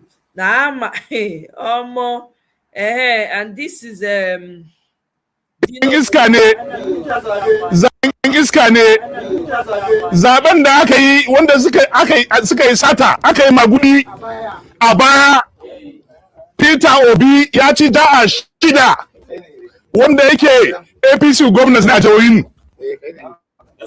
Atiku Abubakar ya ci jihohi guda 8 wanda yake APC gwamnatin APC na wurin. So, opposition sun ci jihohi guda 14 wanda yake APC gwamnati su ne a wurin. Saboda haka mai gwamna zai mana wannan zaben. Me karfin gwamna a wannan zaben? Mutane dai kawai ku sa da mara ku fito ranar Asabar, ba zabe za a yi a koma gida ba. Za mu zauna, za mu kasa, za mu tsare, za mu raka, kuma sai an faɗa.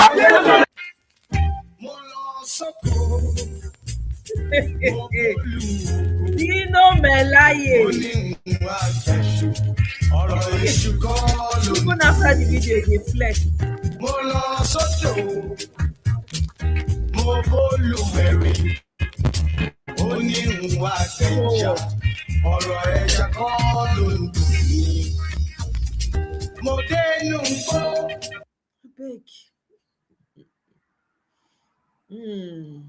So my people, now here I reach you.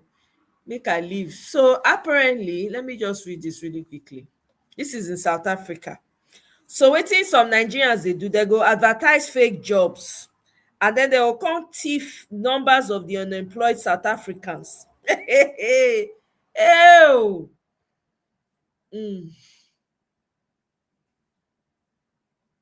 So the news getting to us right now is that the president has hurriedly signed the amendment bill of electoral reform which states that if there is network problem, they will resort to transmitting electoral results manually, making it not mandatory, which means that they are trying to tell us that what we're protesting does not have head. Now, let me tell you guys the mistake they made. The mistake they made is that there is mandatory transmission of electoral results. But they now say, but if there is network problem, they will transmit. See, it no go work.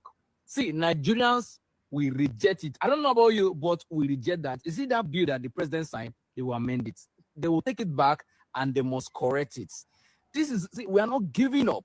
This is our last time to fight, fight for this. So this is time to mobilize nationwide. We need to shut down the country. See, if you think this is not your business, remember, the only way your vote can count, it is when your vote is electronically transmitted without bots, without any option of manual collation, because it is at that process of manually collating your results, that is where the rigging coming. So the National Assembly, the Senate, with the president, they are keeping a loophole which they can use for possible manipulation of electoral results. And we are saying no. So that manual collation is a clause they're keeping for possible courts, which they will use in court. And remember, they own the judiciary, they own the police, they own everything, all the governors. So the only hope we have, which is mandatory transmission of electoral results without bots, without manual collation. But now the president don't hurriedly sign within the National Assembly. I mean, the Senate, gave him to sign. But guess what? We no give up. Men mount. We hit the streets again. I mean, this time around, we hit hard. Stay tuned. We'll update you as they go. That's all I've got for you guys. Mr. Obibweze, welcome. Oh. Welcome, welcome, welcome. Good evening. Good evening. Oh. Can you hear me?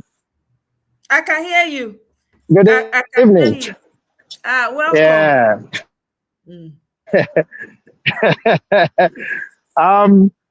You know why I'm laughing? Yeah, you know why I'm laughing, yeah? Yeah. Yeah. When I was watching, you see what I've been shouting? The only way out in Nigeria is to make INEC. Yeah? The only way in Nigeria is to make INEC defend the election they conducted, because, it shows as if we are stupid. It's like if you are in school, you write a project and another person is going to defend it for you. Is that possible? For where? That's the problem. But today, INEC will do election. The citizens will go there and say, "Oh, we've been cheated." They say we're in a completely mess. And if we don't do things now, I heard people talking about, forget it. The amount of common 10,000 will send message. Common 10,000 hit the street of Abuja. I'm telling these people will think that twice. is it. But that is the message everybody. We are thinking until we get millions. 10,000 alone, right? 10,000 alone there. You see, these people will change. A lot more people, more than the people that have been showing up. There needs to be mobilization now all over the country, because if people keep quiet and allow this thing go, go ahead. Are hurting me, yeah? Why I feel the pain? You see, at a point, I stopped helping people in Nigeria. You know me. I got to say it as it is. At a point, yeah. You see all this public donation, I've stopped it. Seriously, I've stopped it. You see this thing we are saying now, right? We will be here saying this, shouting, right? They will allow this thing to go, because this is the greatest opportunity we got. I'm telling you. I saw Peter Randi went to American embassy to submit letter, right? Yeah. This is the only man. This is the only man I see that is doing something, and the people should take should take an example of him, because has he been dealt with? Has he been arrested? Has anything happened to him? So we cannot say this. That hunger that is catching you, endure that hunger once and for all. But if you allow these people to get away with this, yeah, I encourage every Nigerian, let everybody suffer on their own corner. Let everybody help nobody. Because you see, the sympathy we are having for these people is too much. And this is the reason these people are thinking, okay, you know, there's a say that if you are chasing a Nigerian and they hit the wall, instead of coming back, he will break that wall to escape, right? So all these things are because when they get into trouble, they know Nigerians, we know what is our problem. We know everybody is in it. Everybody starts having mercy, having pity, you know. Look at the young man they just released from. The kid is his elder brother and his dad right in front of him, right? These are the problems we have. Now everybody is sorry for him. Oh, sorry. But the biggest sorry you will tell that guy now is to come out on the street and make sure that nobody fall into that kind of situation again. Exactly. That is the best sorry you can do for that guy. Any contribution, no matter how much you give to that guy today, because they release him to come and look for money to go and release his sister, right? Because they know if they leave him more there, he's gonna die. You get me? So now, the best thing for anybody to do is to come outside, protest. That's the best gift you can give anybody. Not anybody who have I'm sick, I'm this, that, will start contributing money. When is it gonna stop? And you know how many people who have died because of this. Not everybody is fortunate. They should will everybody that is anybody that is looking for money that needs to pay, you should will them to the protest ground. There's no need. The way it is right now, this is the only time Nigerians will ever have to get it right. It's opportunity. And say, oh, election. I heard some people were saying they're already looking, they say, but at least they give that. I say, shut your mouth. What is give delegates? The most important clause, they've removed it.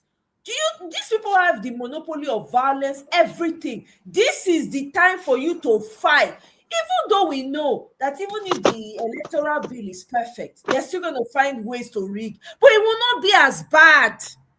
What do you mean? Everybody needs to fall out now. Honestly, if that country is going to move forward, nobody should send money to anybody. If anybody will them to the ground of the protests. Yes. I tell you one thing, yeah. 2 people that have served INEC for years, they came out today regretting wasting those numbers of years. Yes. Do you understand what I'm trying to say? Yeah. Another man came out and said almost the same thing that Mike Higini said. And he made it clear that he regretted wasting his life to serve this country. So does that not tell us anything? Does that not tell us anything? So people who are hoping and are doing all these things, I'm sorry, it's gonna get tougher. You know, it's gonna get tougher. And the earlier people understand this and they come out, let us work in unity and do this rather than, leaving it one person carry their cross. Because this is exactly what we are practicing now. We're not practicing any other thing other than everybody should be on their cross. Then when somebody is not able to carry that cross, we start crying crocodile, shedding crocodile tears. In the name of, how can we help him? Hey, yeah. You know what I'm trying to say? So it is very, very, very bad that we cannot come out and use this opportunity. This is use this opportunity. Yeah. It's just like the opportunity that went through during the 2023 election. Mm-hmm. Those type of opportunity is what we are about to waste again. Yes, we not waste That, it. Oh, I beg. We need to be mobile. We need to be talking to people. We need to be. I'm glad that Peter Aka and a few of them are on it because they really need to mobilize. There's no time. Don't say, "Oh, let's just no." This is the time to turn it around. This is the time. The is president it what can go back and resign. Now human being. this is why I am saying. This is why I'm saying there's no need for us to keep saying they're gonna change. We're gonna do this. Let's start now. Because if we don't start now and let these people know that we're not going to take this, it's over. I guarantee everybody. Once these people perfect this capture, this man is not scared. He's not scared because he haven't seen anything that will scare him. And it's the truth. He hasn't seen anything that will scare him. Nothing. So if we don't show up now and do what we're supposed to do, I'm afraid we're gonna lose out. The only way is for us to utilize this opportunity because he cannot, buy many people now. He cannot until he got that tool called the election. Anything to do within the election, after the election, I am telling everybody who wishes to know, nobody is going to support you. You're not going to get any support. So he will run amok on everybody. I am telling you this. He will do it. Can we not see what happened in Cameroon? Because during that time of Cameroon, I was telling people they cannot do anything. Hence, the election has been conducted, and we see how it went. We saw how it went because international community intervened. Oh, you can't burn down your country. It's only 4 years or 5 years. You go to election again. Make sure this time you select because not elect. Exactly. You select the right person. That's what they will tell you. So anybody who is hoping on during the election, we're gonna go there and do what? There's something I forgot to tell. Hey, what's his name again? Yesterday when we were talking, Steve. Yeah. There's something I forgot to tell him. Yeah. You see, when we talk vote, and I don't advise my people to vote and stand there. That is not gonna work. It's nothing. Because if you die there, you die for nothing. Nigeria is not worth dying for as it is. Except, you see, during this time, if everybody is gonna come out and fight the fight, yes, Nigeria is worth dying for. Because at the end of the day, there will be results. But on an election, forget it. It can't happen. It can't happen during the election. Exactly. And I need to give you the example. If he wants to know this, yeah. If he wants to know this, what actually happened in Edo? If anybody can tell me. Edo election. Yeah. If anybody can tell me. Now. It was properly rigged now. No, I want to know how they rigged it. They rigged and it. Where they rigged it. They bought some people off. Yeah. Now they were giving people 5K, 10K. Is that not how they got? No, that is what they want you to believe. That is not how they rigged that Edo election. Where they rigged the Edo election, did you remember that they chased your governor out of a collection center? Yes. If governor cannot stand in a collection center, who are you to stand? Exactly. Just think about this thing I told you. Yeah, that's true. You're right. When they tell people vote and stand and protect, that is deceit. They're just deceiving you and I until that day, so that day will come and go and pass, right? Mm-hmm. But if you can send a governor out of collection center, who are you and me? The governor send both his security team out. That's true. Mm-hmm. So I am not in any way, shape, or form encouraging anybody to vote and stand. To do what? Yeah. As long as that collection center remains in place, I don't encourage anybody to vote and stand. It's as simple as ABCD. Because hence they can do that to governor.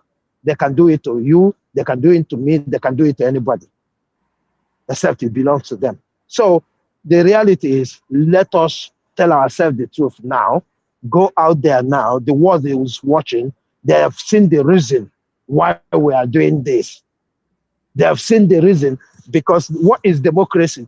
Democracy is the government of the people. And if the people send you to National Assembly, say, go and represent me, and they tell you what you're going to bring back, and you don't bring it back, it is the people's right to say, no, this is not what we ask you to bring back. You understand what I'm trying to say? And that is the only way you can fight this fight and get anything. Because if they call them now, I thought you said you are practicing democracy, yes? So how can your people say we don't want this and you are telling them you must want it? That's the most painful part of all this is me and you are saying. The most painful part to me is the manner, the assembly, because they're pretending they don't know the meaning of parliament. Is it those people who are sitting there? They are sitting there. It's like me sitting right there. Anybody who represents me is like I am sitting there listening to whoever and contributing in the decision making. Because all of us can't go there. That's why we select some people to go there for us. So how dare you? We tell you we don't want this. This is what we want, and you said no. And this is what I found out. If you have done a public hearing, you went all the states, you wasted all those money. Can we not ask them, how about those money? How about those money? INEC conducted the election, right? Over 300 billion. And there was a glitch. To date, nobody accounted for that money. Are we stupid? Are we stupid? When is it going to stop? When is it going to stop? I think this is the greatest opportunity for us for this thing to stop. This is the greatest opportunity. In fact, if they can listen to Mikey Guinea, the only way out of this problem is not even this electronic transfer, because I said it when they said that. I said, that is not my problem. My real problem is making INEC prove. If everybody wants, I will tell them how they can steal with this electoral transfer or whatever we call it, right? They can still rig. Because if you are not, okay, when Mr. Obi finish and they say, okay, give me the whole document you conducted the election so that I will use it to prove that I was cheated. Did they ever give it to them? How can you prove something you didn't do? How? So we need to think deeper. And, apart from Mikey Guinea, I've never really had anybody in Nigeria. When I say anybody in Nigeria, I mean those who are, I don't know. I don't know what to call them, but those who come on the TV to represent us, to talk, even the useless media have never ever suggested, why don't we go on holding INEC responsible? Put this law on them to come and prove. Because once you put this law, even this money we are losing in the elections will be a thing of the past. Because after election, they will come and defend how they spend the money and what happened. Because you cannot tell me that you collected 360 billion to conduct the election, and somebody said he has been cheated out.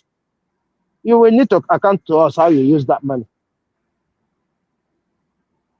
So Nigerians, I'm pleading to you guys, come out. Do not think they are wasting their time. Do not think they are doing it for themselves. Because the heat is still up for you and me. The heat is still up there for you and me. Like I said, I've made up my mind since October last year. I never ever, if I go on Facebook today, I say they are begging money for this, no matter whatever. I don't care anymore. I don't care anymore because that person is somewhere doing whatever he likes before that happened. When that happened, he knows that Nigeria has happened to me. But now you are living a life. Come, let's go. Oh, forget that. I hustle for my life. Nobody they feed me. This, that. Right? But tomorrow you hear, oh, he's got his kidney problem. He's got this problem. Something that if the country is working, the country should look after you. That's why you're paying the tax. I'm still waiting to hear how the tax. I think I spoke about the tax on the addition before. I told them if you allow them put that tax on, we will see. Everybody will hear it. Because I don't know, they don't build road for you. They don't do anything for you. Or whichever thing they do, they build flyover. They use it to tell you, hey, you don't know who I am. Who has built? Look at what Audio Zokali is talking about the Abia State. Imagine that he built road as if it is not my money. Is that your money? What are you talking about? Yeah, now because they feel that. Is that your money? Yeah. Chibuike, you said the reality is that. Let me read this comment. Sorry, Mr. Obibeze. You said the reality is that no matter what we do or anyhow we all protest, they will not amend that bill. If House of Rep members protested and they don't listen, they won't listen to citizens. Okay, so they should fold their hand now. They should fold their hand. So what do you now suggest?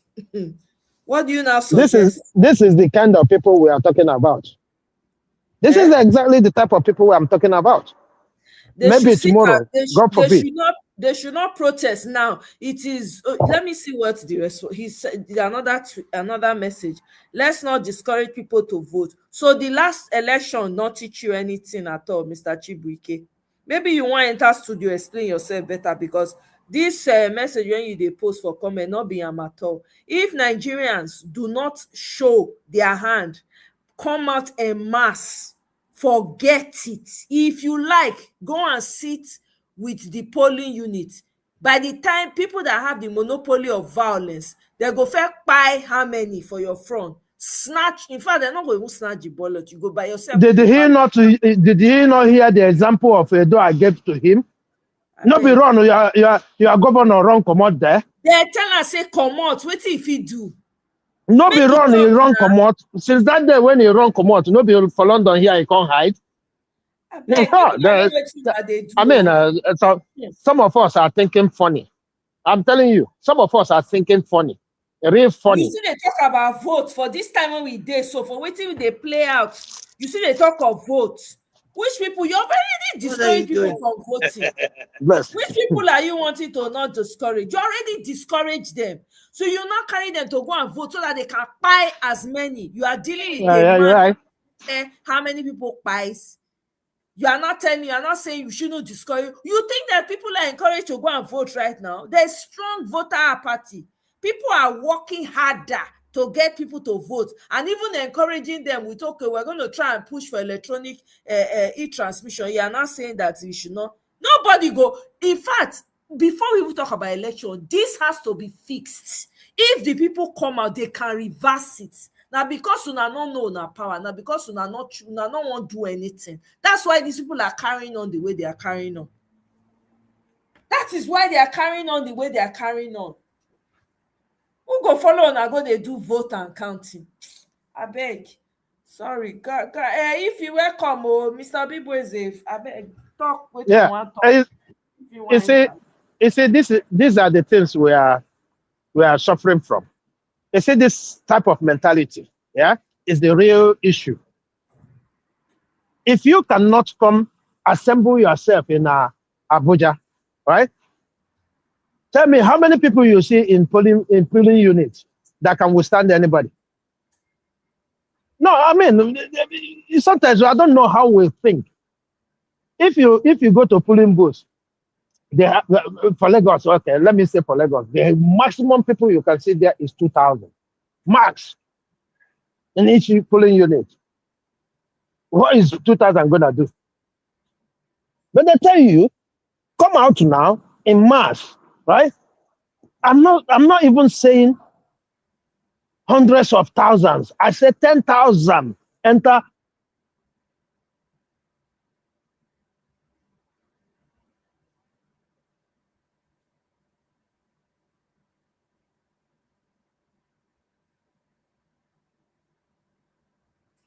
Mr. Obiboze, Yeah. are you there? We couldn't hear you for a minute too. Wow. Can you hear me now? Yeah, we can hear you. For a few seconds, we couldn't hear you. For a few seconds, we couldn't hear you. Go ahead. Okay. So if we cannot assemble now, right? Now in mass, because this one is not like a polling booth. If you don't have your voter's card, you are not allowed to be there, right? If you cannot, just 10,000. I'm not saying 100,000. I'm not saying 50,000. 10,000 alone will fill in a National Assembly. Fear will come on these people. They will do the right thing. These people are tested. I want to see this person come and comment after Saturday election, the AMAC election. Exactly. I want to see The him here AMAC comment. election. People are waiting for that one too. Is it Yeah, that AMAC? election Yeah. is this Saturday. Yeah. Is it? You know, we always say the test of the pudding is in the eater.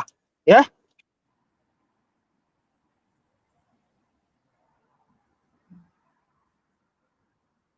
Mr. Obiboze, your connection. Yeah, the taste of the pudding is in the eating, absolutely.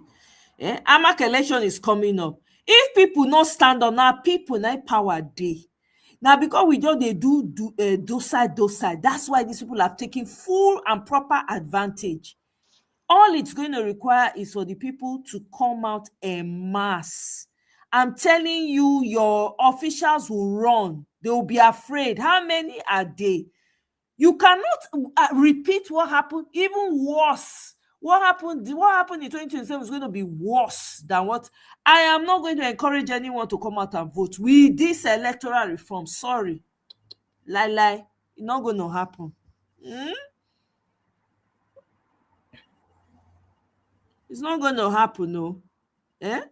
Can I say something, Omo? Yeah, go ahead. Good evening. It's the Nigerians there. We are hypocrites. I'm sorry to say this. We are hypocrites. Something like electoral reform protest happened. People were busy doing a Hallelujah challenge. Exactly. People were busy doing a Hallelujah challenge. Hallelujah challenge you are doing, when you get a visa, you come and give a testimony. All your pastors, nobody has ever said something. During the time of good luck, Adeboye protested. Tinubu protested. Today, I don't even know whether Adeboye is live or dead.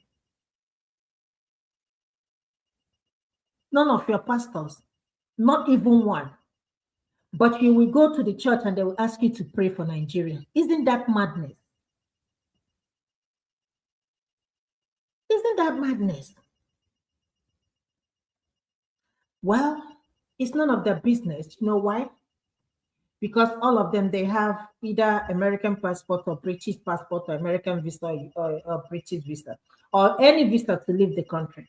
When they are sick, they don't go to the hospital. You go to. We treat them when they come. Oh, sorry. We treat them when they come. They don't have any business. The simplest thing you're supposed to do, you did not do it. But you will go to, sorry. But you will go to, what is it called? You will go to Hallelujah Challenge. And there they will ask you to pray for your country, Nigeria. And you'll be there kabashing. Isn't that a shame? Well, it is what it is. Like I almost said, the best thing you people will do is just to boycott the election. I would rather not have the election done, let Tinubu declare himself a winner. Yeah. Then people will go to the polling unit and say they are voting. Your vote is not going to count. They know. I expected the House of Rep to, start riot, protest yesterday. They did not. When that thing happened, I was expecting them, to say, oh, we are protesting. They will be on the street and people. They did not. And this is the deliberate act. Just for Tinubu. Let me tell you what Tinubu want to do. Tinubu knew that he didn't win the last election. So this one, he wants to do it in such a way that he will win all the states so that he won't have any reason to go to court. You see the shege you see for this in these 4 years, it will be times 10 the shege you will see in the next 4 years. Watch. We'll be here. I did my part. We will be here. We will watch live. Okay? Everything will multiply times 20. This tax law, it must pass. Only one thing will prevent Tinubu. Only one thing. That's not even boycotting the election, because boycott the election, his people will go and vote and they will declare him winner. Only one thing. Only one thing. And that's one thing alone. We don't even care. And guess what? Once this thing starts, it has started. It's not going to stop.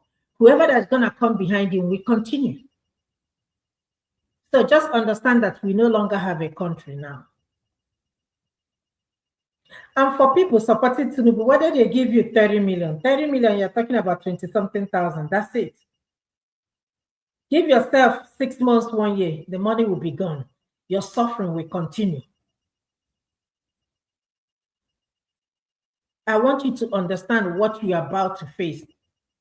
See, these 4 years, this past 4 years, nothing happened.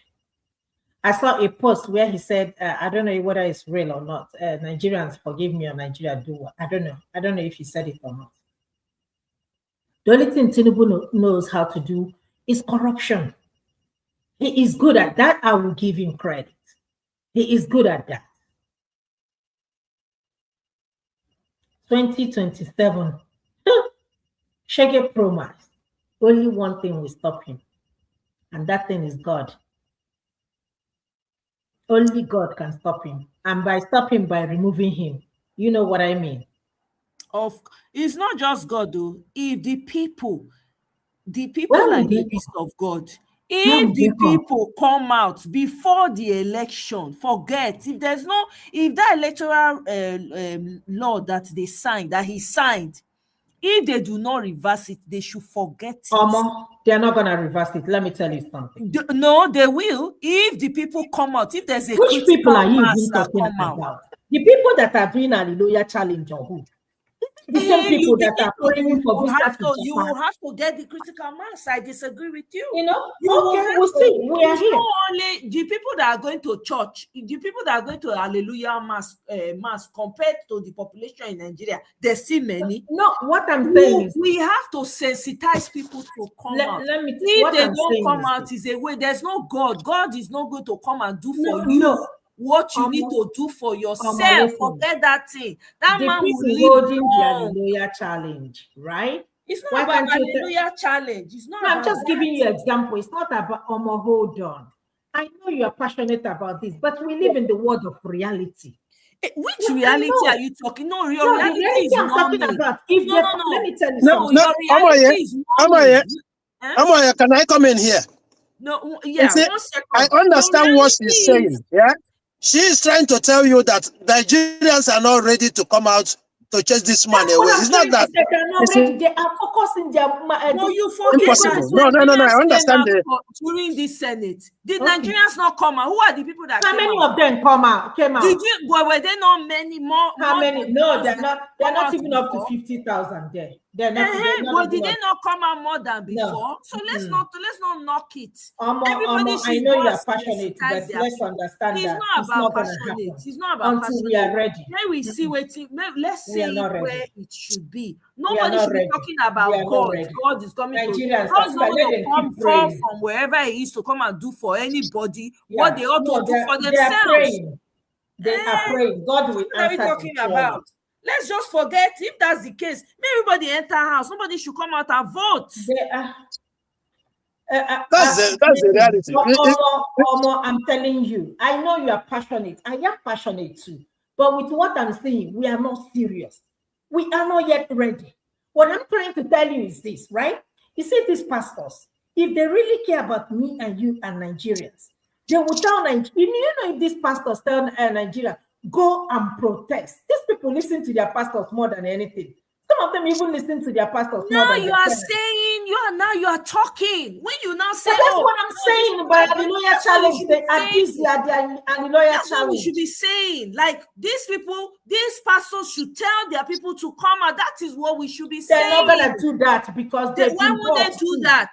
Why would they not do that? Do they not live in the country? Are their members not in the country? They have money. You want me to give you an answer? It's not. Do you want me to give you an answer why they will not do that? Say they are not going to say it. I beg now. Come on. Go ahead, Mr. Obiboze. You know why they're not going to do that, the pastors? If Nigeria gets okay today, their business is over. Of course. You see, the pastors are part of the problems. In fact, the pastors are the people who have docile Nigerians to this state they are. If you have a problem, you go to pastor, he will tell you, don't worry about it. God will take care. And you have that hope. I've been saying this before, right? It is a good thing because mentally, that's why you see not many people are mentally derailed in Nigeria. If you look around in the environment you live in today, you see so many people, right? They are having mental issues. Why? Because any little thing that comes to them that they are not used to, they get that.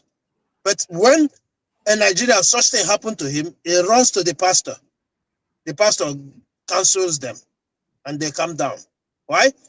They are counseling them for their own favor.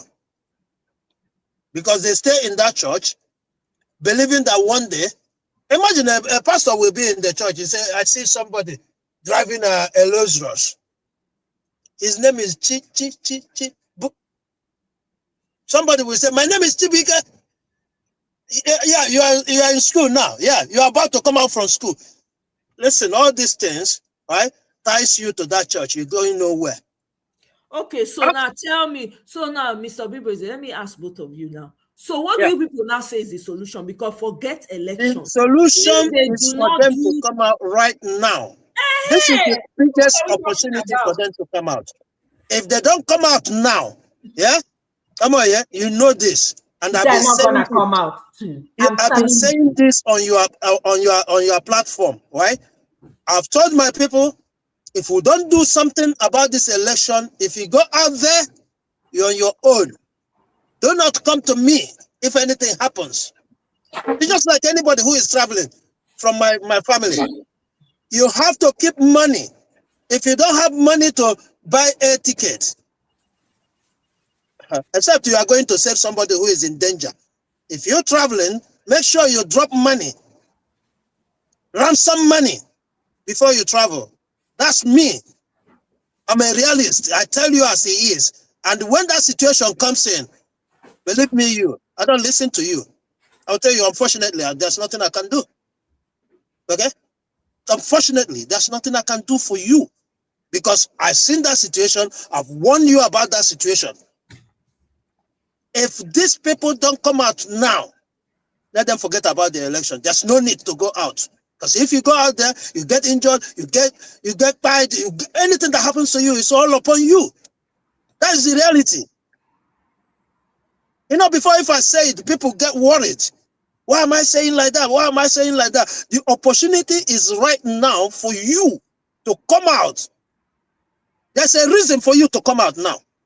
This one is not like where you are going to protest for hunger. No. This is the biggest opportunity ever presented to Nigerians to come out right now. Because what happened 2 days ago? What happened 2 days ago? Nobody in the world will hear that and they tell you that that is democracy. Obiboze, my brother, hold on. Omoye, just like I know, I understand how passionate, like me. But we live in the world of reality. Chidodin Kalu told us that, and that is true, I believe it now, that Tinubu doesn't need our vote. All Tinubu needs is INEC and judiciary, and the result will be over. We're supposed to protest prior before them passing this law. And you think they can unsign it, unless it's going to take the whole Nigerians to be on the street for this to happen. If not, forget it, it's not going to happen. I told you only one thing will happen to our president. And if that doesn't happen, 2024, 27, forget it. People are not yet ready. I was expecting people to be on the streets. They did not come. Like somebody said, they're not even up to 3,000 people. Imagine if 100,000 were there and overpowered these people. Do you know what he would have done? Do you know what he would have done? But they choose not to come. Their pastor choose not to talk about it. Trust me, if their pastor has said to them, go out there and protest, you will see a change. But their pastors kept quiet for reason, you know why? Because they don't want their business centers to be shut down. Everybody's living under fear. No longer democracy. So nobody wants to say anything. Even Suleiman that used to speak up, have you ever heard him say anything? Even the one in Abuja that used to speak up, have you ever seen him say anything? They are afraid. Why? Because they don't want their business centers to be shut down. So they kept quiet. So Nigeria is under hostage. Oh, Tinubu had taken over Nigeria. So there is no, if you look at it, unless it's only God. But with what I'm seeing now, Nigerians are not yet ready.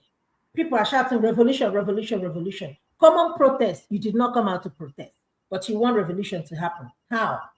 Ify, my brother, I get what Amoye is saying.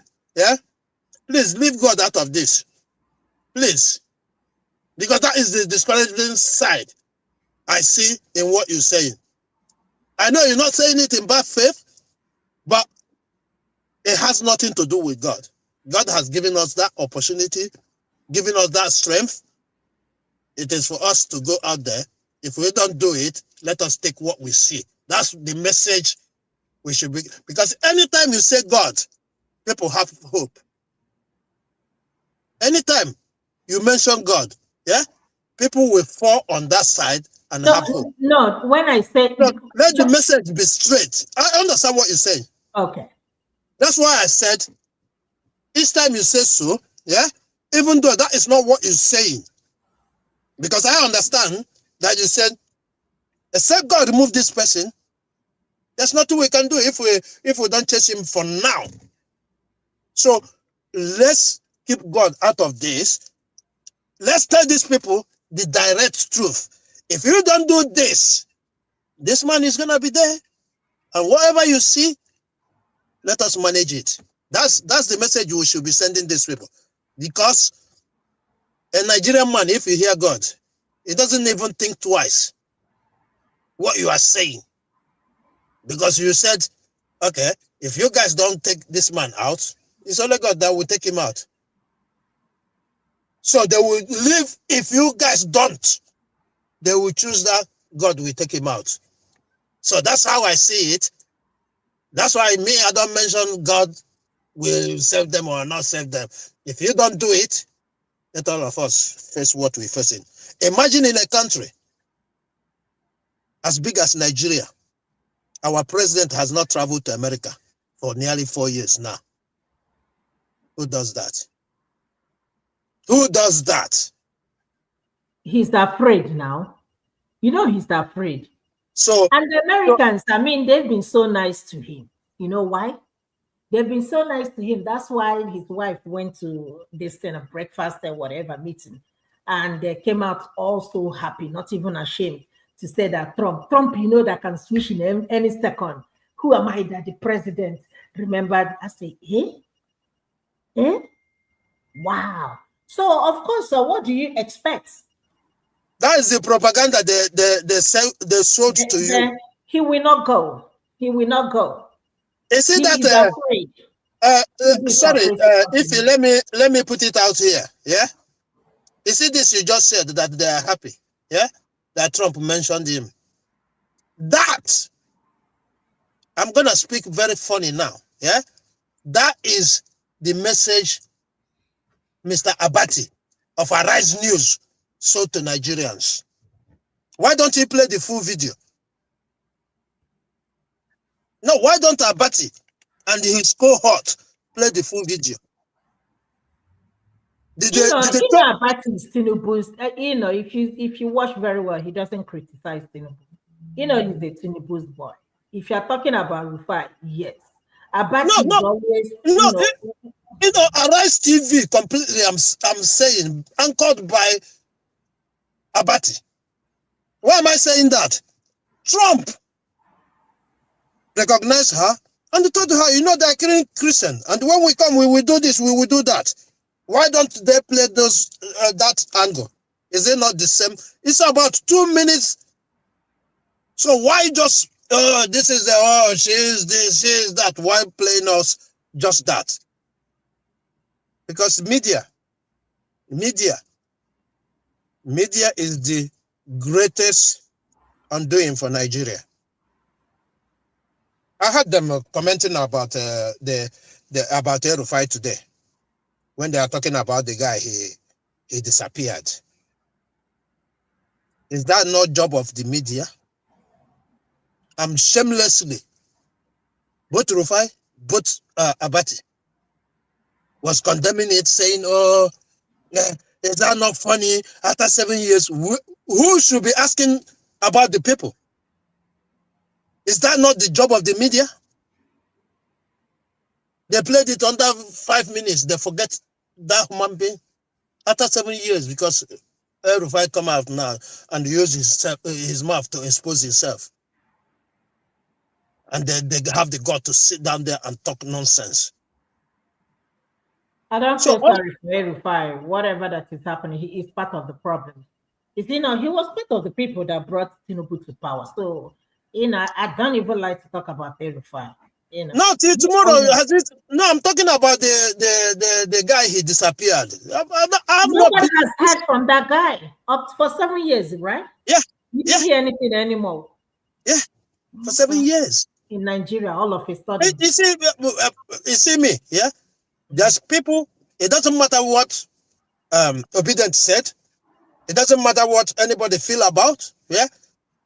There's people I don't believe should get anywhere near where I should support the person to be president, because these things we are seeing, yeah, Tinubu might not be as bad as we are seeing now, but because of the arrangements he made, all the deals he signed that got him there, that's the issue.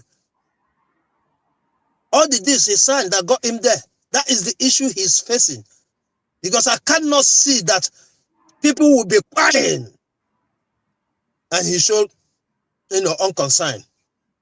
And that's why I'm a bit worried about the type of people that are coming towards Obi, no matter how hard the Obi is. Because, there's a political negotiations. And when you're negotiating those things, you can't tell me that somebody like Obi will go there and say, no, I'm not going to allow you to do that. It's not going to be possible. That is the danger.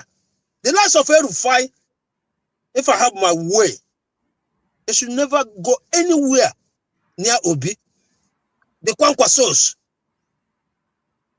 Because people don't understand. You see this nuff we are saying, it's a myth. North is a myth. There's nothing in the North. They are as divided as any other person right now. These are people, if you say Araba before, divide Nigeria before. If you are in that side, they stone you to death. But right now, they are speaking more of that than you and I. The Hausas, they're beginning to, go on their own identity. The Jukuns, everybody are on their own identity. And I keep telling people this, if you want to know that, I grew up in the North. So I witnessed so many riots.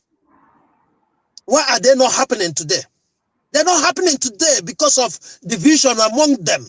So let us stop this nonsense about this person is going to take you there, that person is going to take you there. If it is in the past, this Kwankwaso we are talking about, he would have won 3-4 states. It doesn't matter how. Because we know the meaning of Talakawas. And when one Talakawa see another, they recognize straight away. It's like street boys in the South. When you see a street boy, you recognize it straight away. And you work together straight away. That's what it is. So all this noise about North is going to do this, North is going to do that, is just psychology they're using for you and I. That's nothing like the North. Anybody can stand up today and go and win this election we are talking about. I'm telling everybody, you don't have to be afraid of anybody. All you have to be is do the things that will change people's life, and they see it. That's what it is. The Fulanis, they can remain with their brothers and do whatever they want. They see the houses. If it were before this bomb in America did, Christians will die. Don't you see them? Each time they come, if we do this, we're going to do this for Christians, this, that. Look at what happened in Port Harcourt with the statement of buffoon, Asari Dokubo. These people would have been going agog in the North. But did you hear anything? Fear didn't even let them issue even a common statement. So we know what we are talking about. I lived there all my life. I know their behavior. And that's why I'm speaking. Let's stop this nonsense about being afraid of the North. Because there's nothing like the North. First of all, the beavers has exposed them that they got no number. And after that exposure, right? Now, the reality is facing everybody because they can see they are fighting each other. The middle belt, all of them, they're pulling out. Did you not see what happened to Natasha? Is Natasha, is Kogi State not part of the North? Why excluding her? Natasha is not even sure whether she will win her election at this point. I'm sorry to say this. No. If things go this way, yeah, all these people that disturb them, they will flush all of them out. What are you talking about? It's not about win, it's flushing. Because if you talk about wins, Natasha will win her election, but they will flush her. It's as simple as ABCD. Yeah, that we all know that. We know Tinubu cannot win, without, we know all these things. No, what I'm saying is for you to be using the correct term. No. I am saying because whenever you see me speak about Nigeria, I use the correct term. I don't come now and talk about winning in an election, okay? Because we know it's rigging. So I use the term if they allow you, not winning. Apart from all these people that rode on obedient this thing, go and check if anybody won an election. And they feel like Natasha, that actually showed the community that, yeah, we know what we're doing. We're working for you. So please, let us, as Nigerians, utilize this opportunity, go out there and do our things. Because it will pay us. If we fail to do that, remember, nobody knows who Nigeria is going to happen to. Look at a bright lady. Common snake bite. Common snake bite. Nobody knows who Nigeria is going to happen to. I mean, why are you going to say Chibeze? Yeah. How can you say common snake bite? In a country where they budgeted 36 million naira, $8 million, sorry, for the whole, is it not? No, it's naira. It's naira, not dollar, 36 million naira for healthcare. No, that's the one they released for them. They budgeted about 20-something billion. Okay. but the release was 32 million. That's what I'm saying. In this century, snake bite is killing somebody. Now, even in my village, snake bite can kill. So for you to know what we are talking about, we Nigerians, we don't know who is going to be next. The opportunity is right now. Come out there, do your best. When I had Peter talking yesterday, if people come out, we will contribute because they will be eating and all that. That's all we can do from here. We cannot join you. But to contribute to make sure that your welfare is taken care of, we can do that. But if you don't want to come out, I'm saying it and I'm saying it clear. I have conscience, but not. I stop doing if I see somebody who needs Nigerians' help on social media. I stop that completely because I see that is a waste of time. I thought I was doing humanity. No, that's stupidity I was doing, and I've stopped it. And I'm gonna end here. Thank you, guys. I will be on the background and listen. Thank you very much, Iboise. Thank you very much, Ify. I've been listening to you guys, but My sister, don't be frustrated. Huh? I understand. Please. Make una take care of on a mental health. You know how far now. Obi Wednesday, do you know today is I what? did take care. I just come back safe. I've been on for like a couple of days, so yes, I did try. Yeah, I know. I think on Monday I was going to work. I was crying. I swear, God bear me witness. I was crying because I'm like, I don't think people understand what is about to hit them. They don't know. They don't. You know, when I'm at work, I'm typing my note. I'm listening to Arise. I'm listening to Channel. People don't understand what is about to hit them. You're talking about hunger. Hunger will be times 10. But you know, one thing I always ask, when I was going to work on that Monday, I was crying. I said, all this morning, I thought people will learn that there is nothing in this world. What are you going to do with all this money? Shoes, wristwatches, all of that. These are the things you can. Did you not hear what iSpeed talked about Nigeria? Does that not tell you something? Yeah. The people were begging him money. Does that not tell you something about Nigeria? He sees Nigeria as the worst place on earth. He said it. He said he saw Nigeria as the worst place on earth. So did he lie? Let's even talk about it. No, it's the reality. Okay. It's the reality. He said, listen, he hasn't been to Nigeria before, right? He'll come to Nigeria. The first thing he witnessed is tribal war, begging, and all sort of nonsense. You need to go and listen to him. Really, if you listen to him, you'll be ashamed of yourself. There's a couple of English guys that on air, right? Blasting Nigerians. Maybe I will find one of those videos. I will send it to you to play. You will hear. And the Nigerians are going for him. Listen, you're even talking about Aisha. Forget about Aisha. Look at Namibia. They dragged Nigeria. Was it last week or last 2 weeks? Like your own past my own. They dragged them. Why? Because of electricity. Look at small Namibia. Dragging Nigeria. Everybody is dipping poking the eyes of Nigerians. Everybody. And we are still defending these people, these crews. I heard the rumor that Alex Oti is trying to join the APC. I heard the rumor this evening.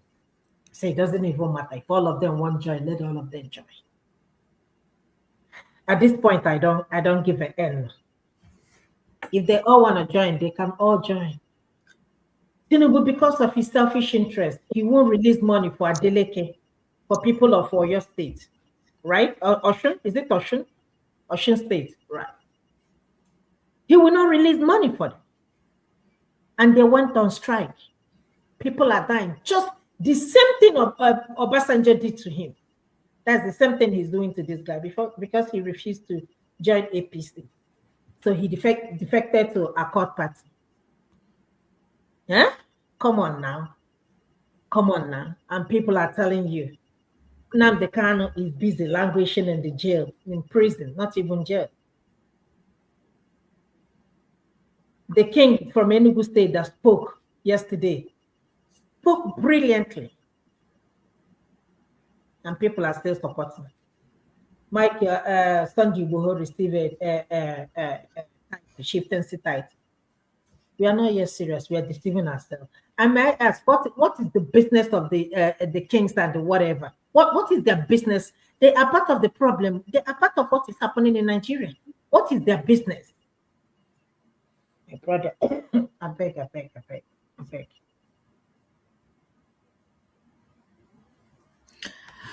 The traditional leaders don't care. Everybody doesn't care. Everybody, all your so-called elites and whatever in Nigeria, it's all about self-interest for them. They don't care what happens. As long as they'll be taken care of. I mean, this is why this man, every time he has meeting with traditional leaders, what he's trying to do was try to make the Oni of Ife the head of all the traditional leaders in the South. You see that? Did you see that, Omo? Yes, now we played it yesterday. Yeah. Did you see that? Said, okay, you want to do why you God go bless that Eze. It's not Eze they call him. Did you see how that man called him out? I'm telling you, polite insult. The insult. And I'm wondering, wait, which South? You want to go and meet an Oba? For instance, you want to meet Oba of Benin and you want to tell and say, yeah, come. You want to meet the other Obas in the different communities. I don't understand. Yeah. So they will not give all the money to the Oni of Ife. He will not be the one. He will distribute to other people. Hey! What is that? I didn't know that you even saw that. I think I played it again. If not, what is his business? Amen, everybody. I've been saying it, I hate to say this, but everybody to your thanks to Israel. Everybody go your own way. The only way to fix this country now is disintegration. That is the only way. Everybody go your separate ways. Because if anybody who keep believing that this country will work as one country, it has never worked. It will never work. And it will not continue to work. Let us be honest. Let us be honest. Look at Delta State, where we have our main mineral resources. Look at how it is. Look at the roads. Look at Port Harcourt. Wike is busy bullying Fubara.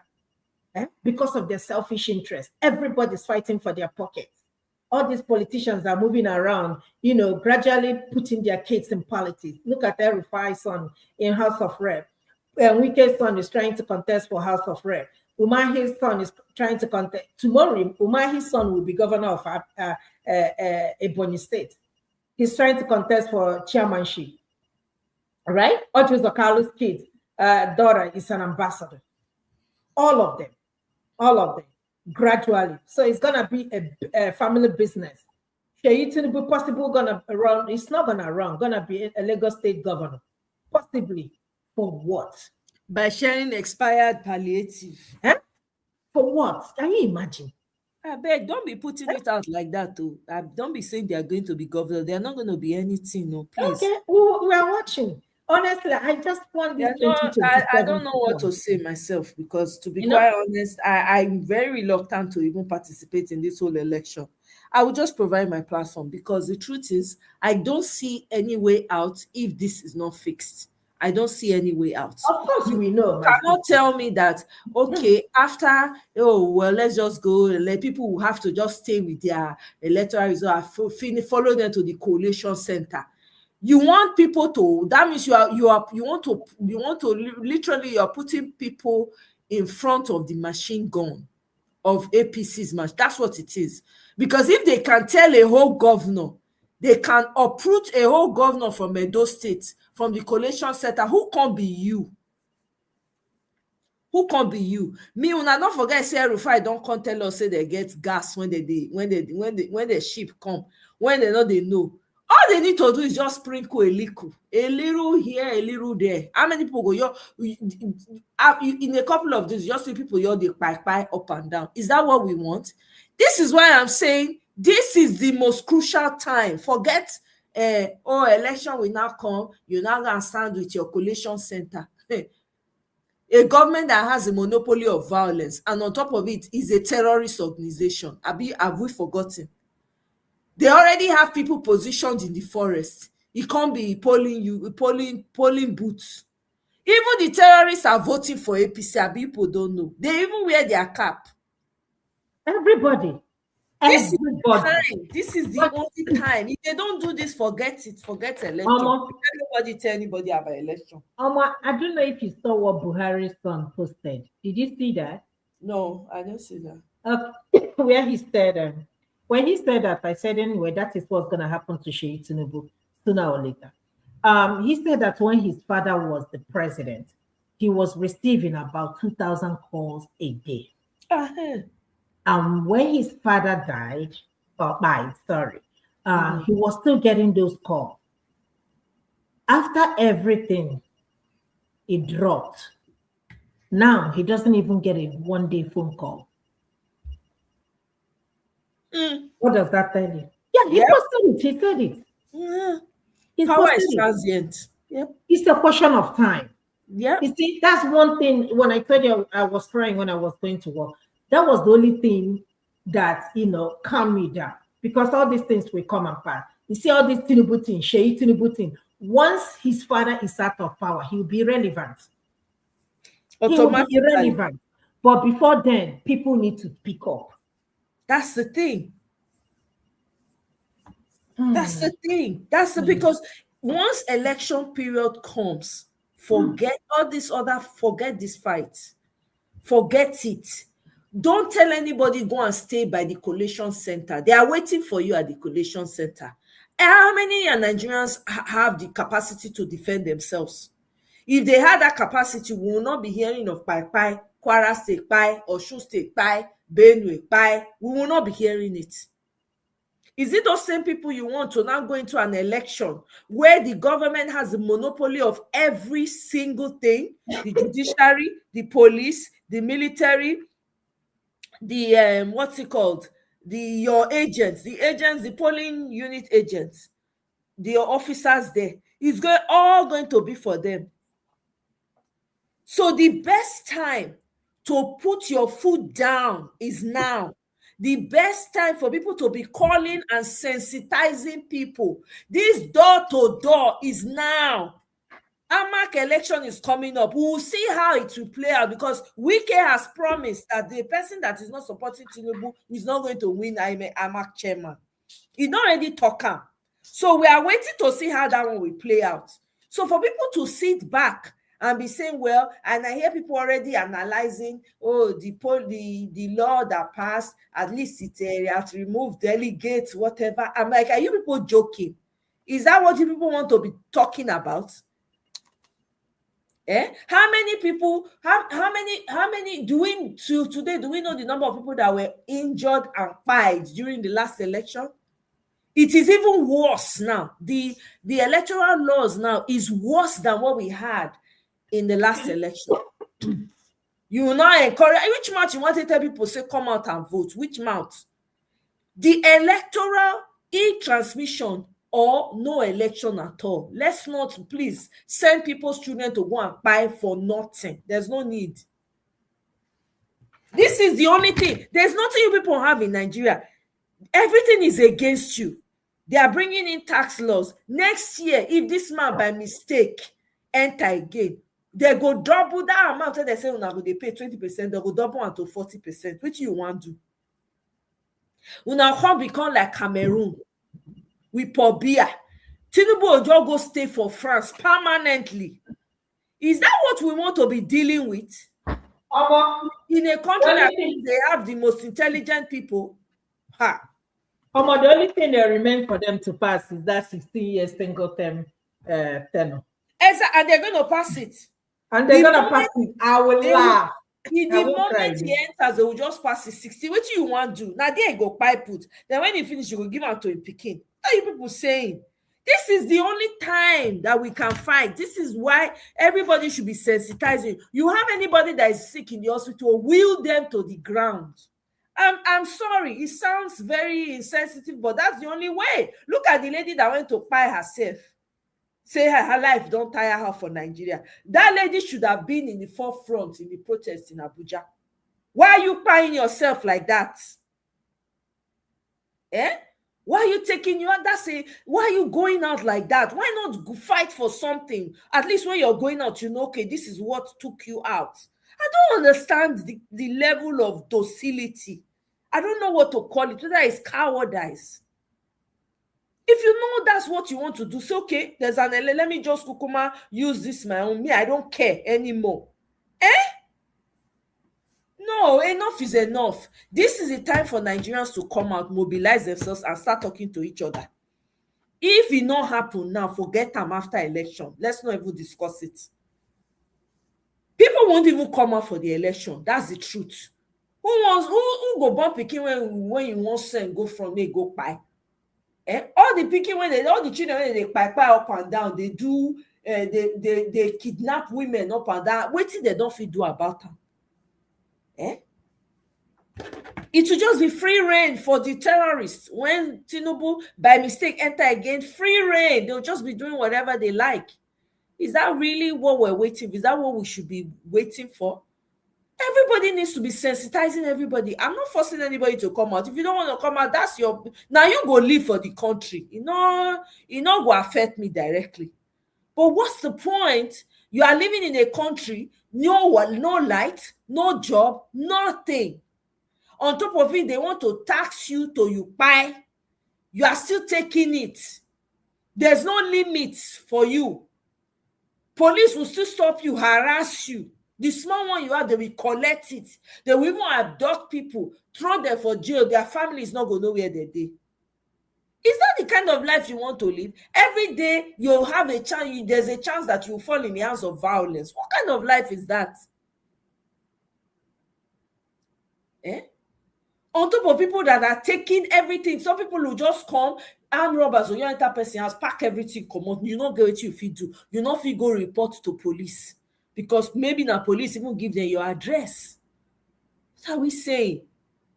If you don't fight for it now, forget election, please. We will not even bother. There's no need. There's no need to pretend. The AMAC election is coming up in Abuja. I want to see how it's all going to play out. Because all this one way they talk now, just gist. Now just everybody now need to be waking up. People need to go their churches, go they tell their pastor, say the time. That election I'm interested in, because Wike both. I mean, he said that election they have already taken it. We'll see. Exactly. Do you understand? Exactly. They don't change the law. There's no need to vote. Let them just take it, because what's the point of going to put your body on the line to turn to guinea pig? Maybe your family won't even find your body. What's the point? These people have the monopoly of everything. So if you don't fight for it now, and this time is the most crucial time to do it, when you have the eye of this man in government now, Trump, this is the time so that people can shine torchlight very well. You are not fighting, you are not doing anything. They want to know what they paying you. You just say that you wake up, say, oh, that country, let's help them. They are not going to do jack for you. One are supposed to loud, and not go loud. Nobody's supposed to go house. Today, people supposed ready, go sit down for there again. Come on now. What are we saying? Everybody needs to desensitize. Nobody is forcing. I'm not forcing anybody to come out. If you don't want to come out, guess what? It's your life. Now you go live inside that life, not be me. But so that your future will have some semblance of hope, that this is the time to rise up. If everybody comes together and we have the critic, isn't that what Dele to me has been preaching about? That critical mass is important. And people need to be talking to people. Tell your pastors, organize the protest within your churches. If your pastors and your GOs, because they are not directly affected, they have private jets, they can jet out and leave you in your suffering. Why don't you mobilize yourselves? It's crazy. How many prayers? You don't pray since for the past 20 years. Nothing has changed. I beg, if they not change the law, no need to vote. Sit it out. Don't want to put your life in danger for nothing. You don't have anything working. The government has not given you anything to work with. Tax, zero. Light, zero. Water, zero. Good infrastructure, zero. You can't afford to buy anything. Jobs, zero. Security, zero. Health, zero. What are you gaining from the government? The only thing, even the INEC chair, is not you that chose the INEC chair. It's still one man that handpicked him. You people are not even fighting about that and saying, no, we don't want him. This is who we want. Yeah, that's what I'm saying. You know, Tinubu single-handedly picked the INEC. Of course, now, what do you think was going to happen? What do you think is going to happen? You think this man going to call election against Tinubu? It's not possible. He's not going to do that. And just like Peter Aka said, he said this man will be worse than Mahmoud. He will. He will, and I agree with he already will. See how much he's demanding? See how much? Almost 1 trillion naira to conduct the election. Okay. And that one is just the general election. Then about for almost 2 billion for off-cycle election or more. So you're talking about 1 trillion plus to conduct the election in a country that is as poor, capital poverty. Yeah, wow. Yeah. It doesn't matter. Let's not pretend, let's tell ourselves the whole truth. If they do not, if the president, I stand that ground. If the critical mass of Nigerians come out, sensitize each other and come out, the president will have no choice. And this is the time to do it. Not to go with what they've already signed. And you are going to, this is what they want you to do. They want you to believe that you don't have any power to do anything. And you people are going along. This is what they want you to believe. What's the point of voting? If they have the leeway to rig, you think they're going to allow any of the beavers or anything work? They will not allow it. You want to tell me that they cannot afford to buy a waiting that they call and waiting be that thing when the Elon Musk they say, that internet, I be cable thing when Elon Musk they say. You want them to say they don't feel afford that for every polling unit? These people are deceiving you. How much they don't collect? I beg. Well, if they're not sign them, if Nigerians not fight for them, forget cancel election. No need. Don't send anybody's child to go and buy for no reason. There's no need. Let everybody sit it out. Let them just come out and announce Tinubu again. That's all. There's no need. We don't want to put people's lives in danger. Look at APC. They're already beating each other up in Lagos. They enjoy each other already. One, they feel like saying that it be APC more than the other. That's it now. So they will have to eat each other out. Nigerians cannot continue to pretend. If your pastors and your GOs are not seeing what is happening, you as a member, are you not seeing it? Is your life okay outside of the church? When you step out, does reality not hit you? How many prayers you've been praying? What God cannot do does not exist. Nothing has changed because the system has not changed. Everything that's holding you down is not changed. Your pastors are in bed with these politicians and you are pretending like you are not seeing it. Instead of you to organize yourselves, no. Okay. There's no need though. If they're not fit fights, make this electoral, make sure say this electoral e-transmission happen, forget. May nobody come vote. Make everybody dey their house. Just enjoy the suffering for the next, whoever, the number of Nigerians when can remain after that too. We live on like that. You don't need Starlink. Oh, okay. Let me even read up the comments. Sorry, I never did look comments since. Welcome, Ike. Good evening. Nigeria is gradually falling apart, and people in Abuja, just like people in the top level of Titanic, are partying. They should continue. The ship go soon crash. Now so. Tinubu is different. He still govern Lagos. Exactly. Buhari is not like Tinubu in clinging to power. Exactly. They haven't even explained the glitch. Yes. Bam. For those wondering why the Fulani politicians are not saying anything about e-transmission or other related stuff, they know they are in charge now and won't wait more than 5 years to get back power. Exactly. So they are just taking all the crap. By the time they come, the one where they go do, it go pass the one when Tinubu do times 100. Is that the kind of society you want to live in? That's what I'm saying. Once this has started, it's gonna be a trend following all our elections. Sooner or later, we won't even be having an election. There's no need, they'll just announce. Remember, I said before that if you're doing northern and southern, then when it is the turn of the southern, northern should just mind their business and not interfere and not to worry and let the southerner conduct the election. During the time of northerner, southerner shouldn't, worry and let the northerner. Why are we wasting time? We don't even have to waste time.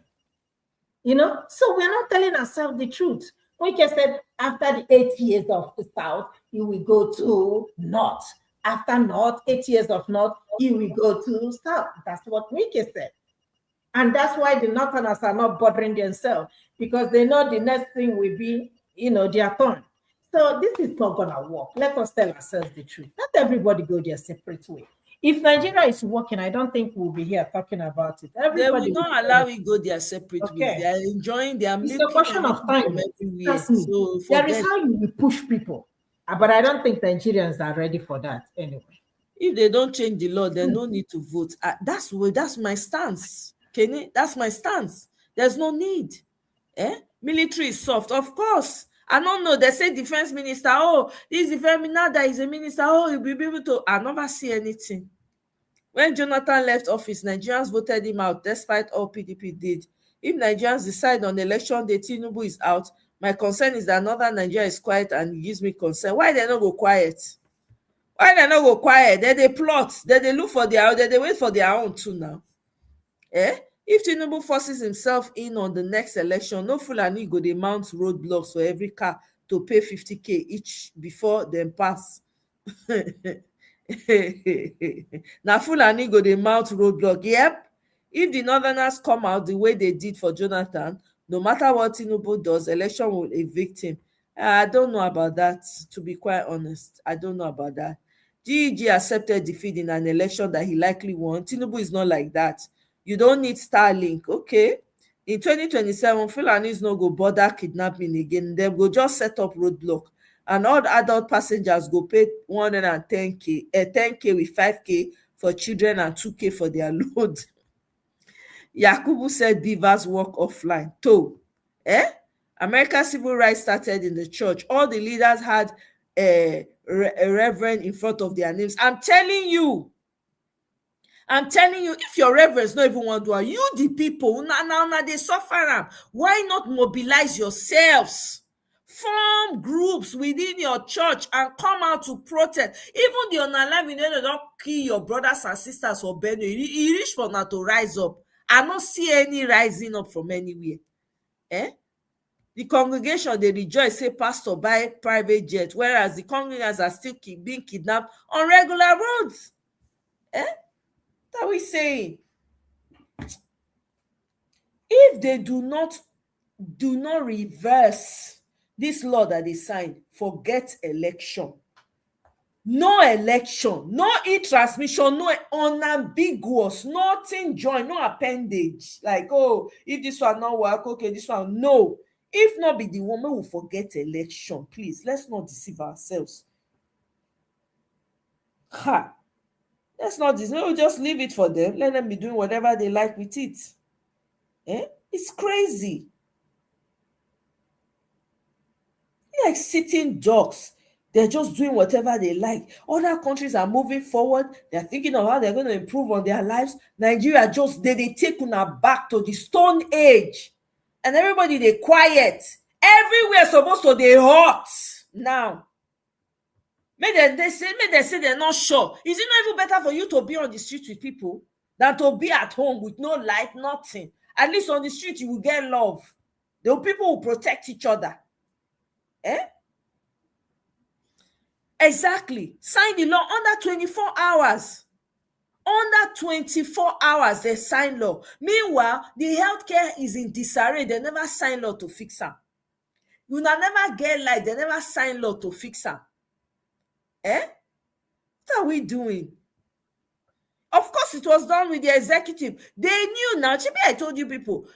Remi Tinubu was in the chambers, was in the National Assembly when they were discussing this whole electronic e-transmission of results. She was there. Now then tell Akpabio what to do, how to move. I'm telling you people.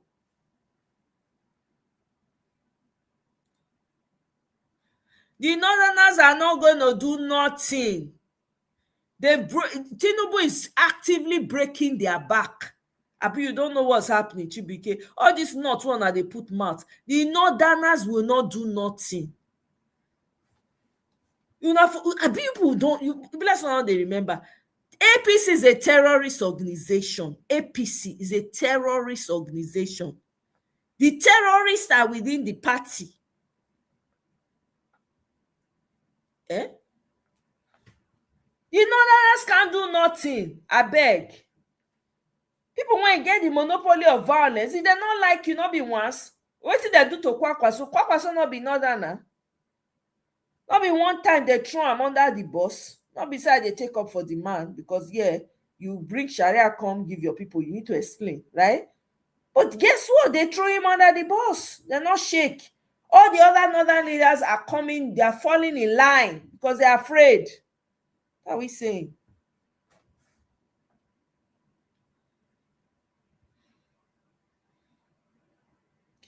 Chibike, people are being pied every day. What do you have to say about that?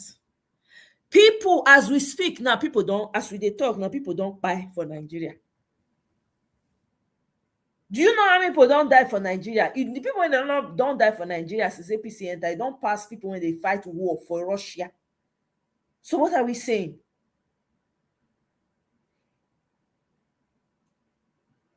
They come out now, they buy. During the election, you say they go for that, they're going to buy more people during the election. What are you saying? If during the election they will buy more people, now that they've legalized rigging, but let's not how they think this thing, no. They have legalized, so that means if they go and they've given instructions to their officers and they have riggers along, snatchers along, they go say snatch it, however, take down any person. That means if 10 people stand, say you are not going to, they will take down those 10. What are we talking about? When are they not going to buy people? Is there any time APC is not going to buy people? I'll wait. When?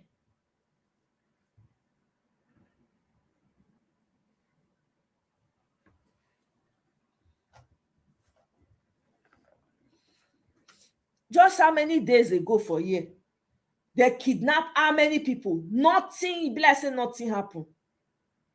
It be like say nothing happened. So it's either you stay for your house, so the chances of you surviving is very low. You there outside, though, the chances is very low. So please tell me which one is best. Which one is best? Once election starts, forget talking about electoral. I don't want to hear it. Let nobody be discussing the bill, the electoral law. This can they speak English? I don't want to hear anybody English. There's no need, please. There's no need. It is now. They fight now or forget about it.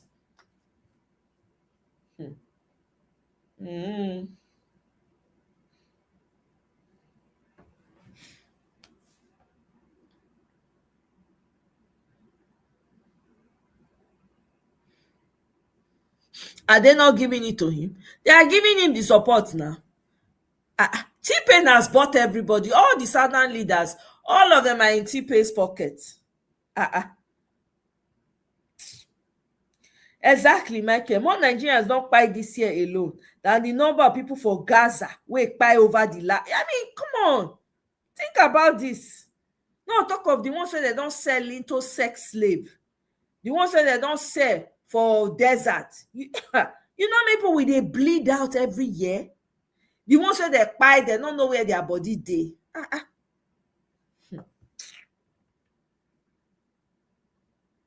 Mikey Guinea, English. That man made us think IREF was rigging and legal proof in 2023. Now, so now, when their mouths, they move. What of this man? What's his name? That man that work, is it Okoye? Last election, the one that worked with Mahmoud, when they talk, no full stop, no comma. Blah, blah, blah, blah, blah, blah, blah, blah, blah. Hey, God, I beg you. You know, no problem now. Shebi we dey here, Chibike. You can disagree. That's all right. It's okay to disagree. Now here we dey. Shebi we will all observe it ourselves together. He removed them from topmost. 90 bandits still dey in charge. 9 Matawale still dey there. 9 new Ribadu still dey there. He removed the top people. 9 they still dey there. 9 Ganduje still dey walk around. He don't even give down Ganduje a new post. I beg you, these people know what they do. When we leave matter, they are all in cahoots. They all know what they are doing. My people, I beg, I need to leave it here. I beg. I need to, when Nigerians get it right, when I see people see reaction on the road, maybe I will come out and with energy. But right now, there's no need.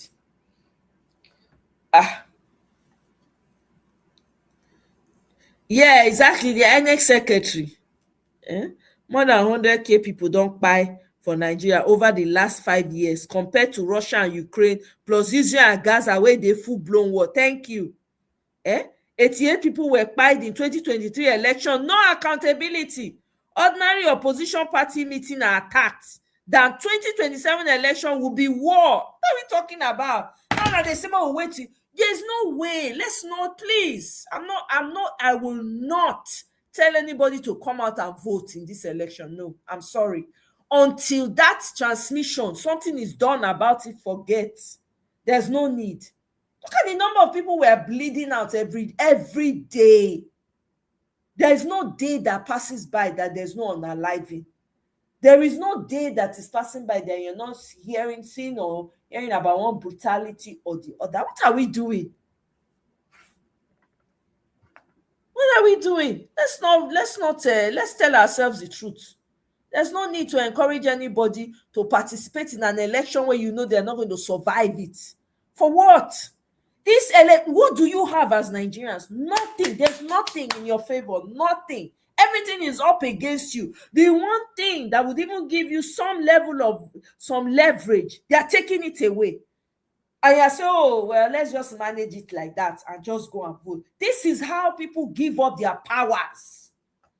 This is what has been happening in Nigeria. People just give up their powers. Well, there's nothing we can do. The law has passed. That's what you did in 2023. Here we are today. That Okoye man will come. No full stop, no comma. Go talk. Speed go full in maths. We did that for how long? I beg.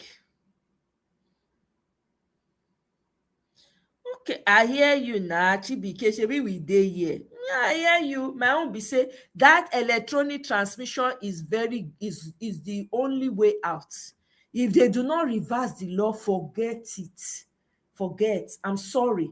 Every Nigerian ought to be saying no electronic transmission, unambiguous electronic transmission, no election. That's what should be on every Nigerian lips.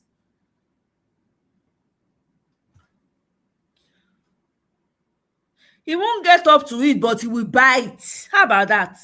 He won't get up to it. They will announce a figure. What are you going to do when they announce the figure? Nigerian workers, they believe, say them go get bribes from anybody wey come their office. 419ers believe they will survive by 419 more Oloshos, male and female, believe they will do more. Nigerians know why. Well, they don't want fight, no problem now. That means say the road to deliverance will go long, it go take. Now so it reach. Nobody's going to come and help you. If any Nigerian is sitting down waiting, this people, nobody. You have to get up now and fight for yourselves. Otherwise, nobody's coming from nowhere. You're on your own on this one. Oh, my people, on this at this point, let me just leave it here. Go they talk the rest later. Now, thank you very much for joining me. Mr. Obibreze, thank you for coming in the studio. Ify, thank you very much. I appreciate you. Michael, Chibike, thank you. Kene, thank you very much. Oh, now well done. Thank you, thank you. Who else was here? We can make sure say now not too many today. Ike, thank you very much. I think Kola was here, but Kola not talk, he just quiet. Kola weak. Himself don't weak. Nothing to say. Jofo, welcome. Kola. Mona get good night too. I appreciate all of you. We'll see. We'll they talk the rest later. Yeah, Kola, very quiet. You know, he don't tire. The matter, Nigeria matter, don't tire. You know, he tired. They listen, say, how do we get ourselves? How did we get here? I'm sure that's what a lot of people are thinking. Eh? I'm telling you, please help me smash the like button on your way out too. And subscribe if you have not yet subscribed. I go see you again, sha. Go sha they talk and they go, but not only me go they talk am again. Anybody when get chance, make they enter panel. I not fit. The one I don't talk, don't do. All right, guys. Thank you very much. Have a wonderful night. Bye.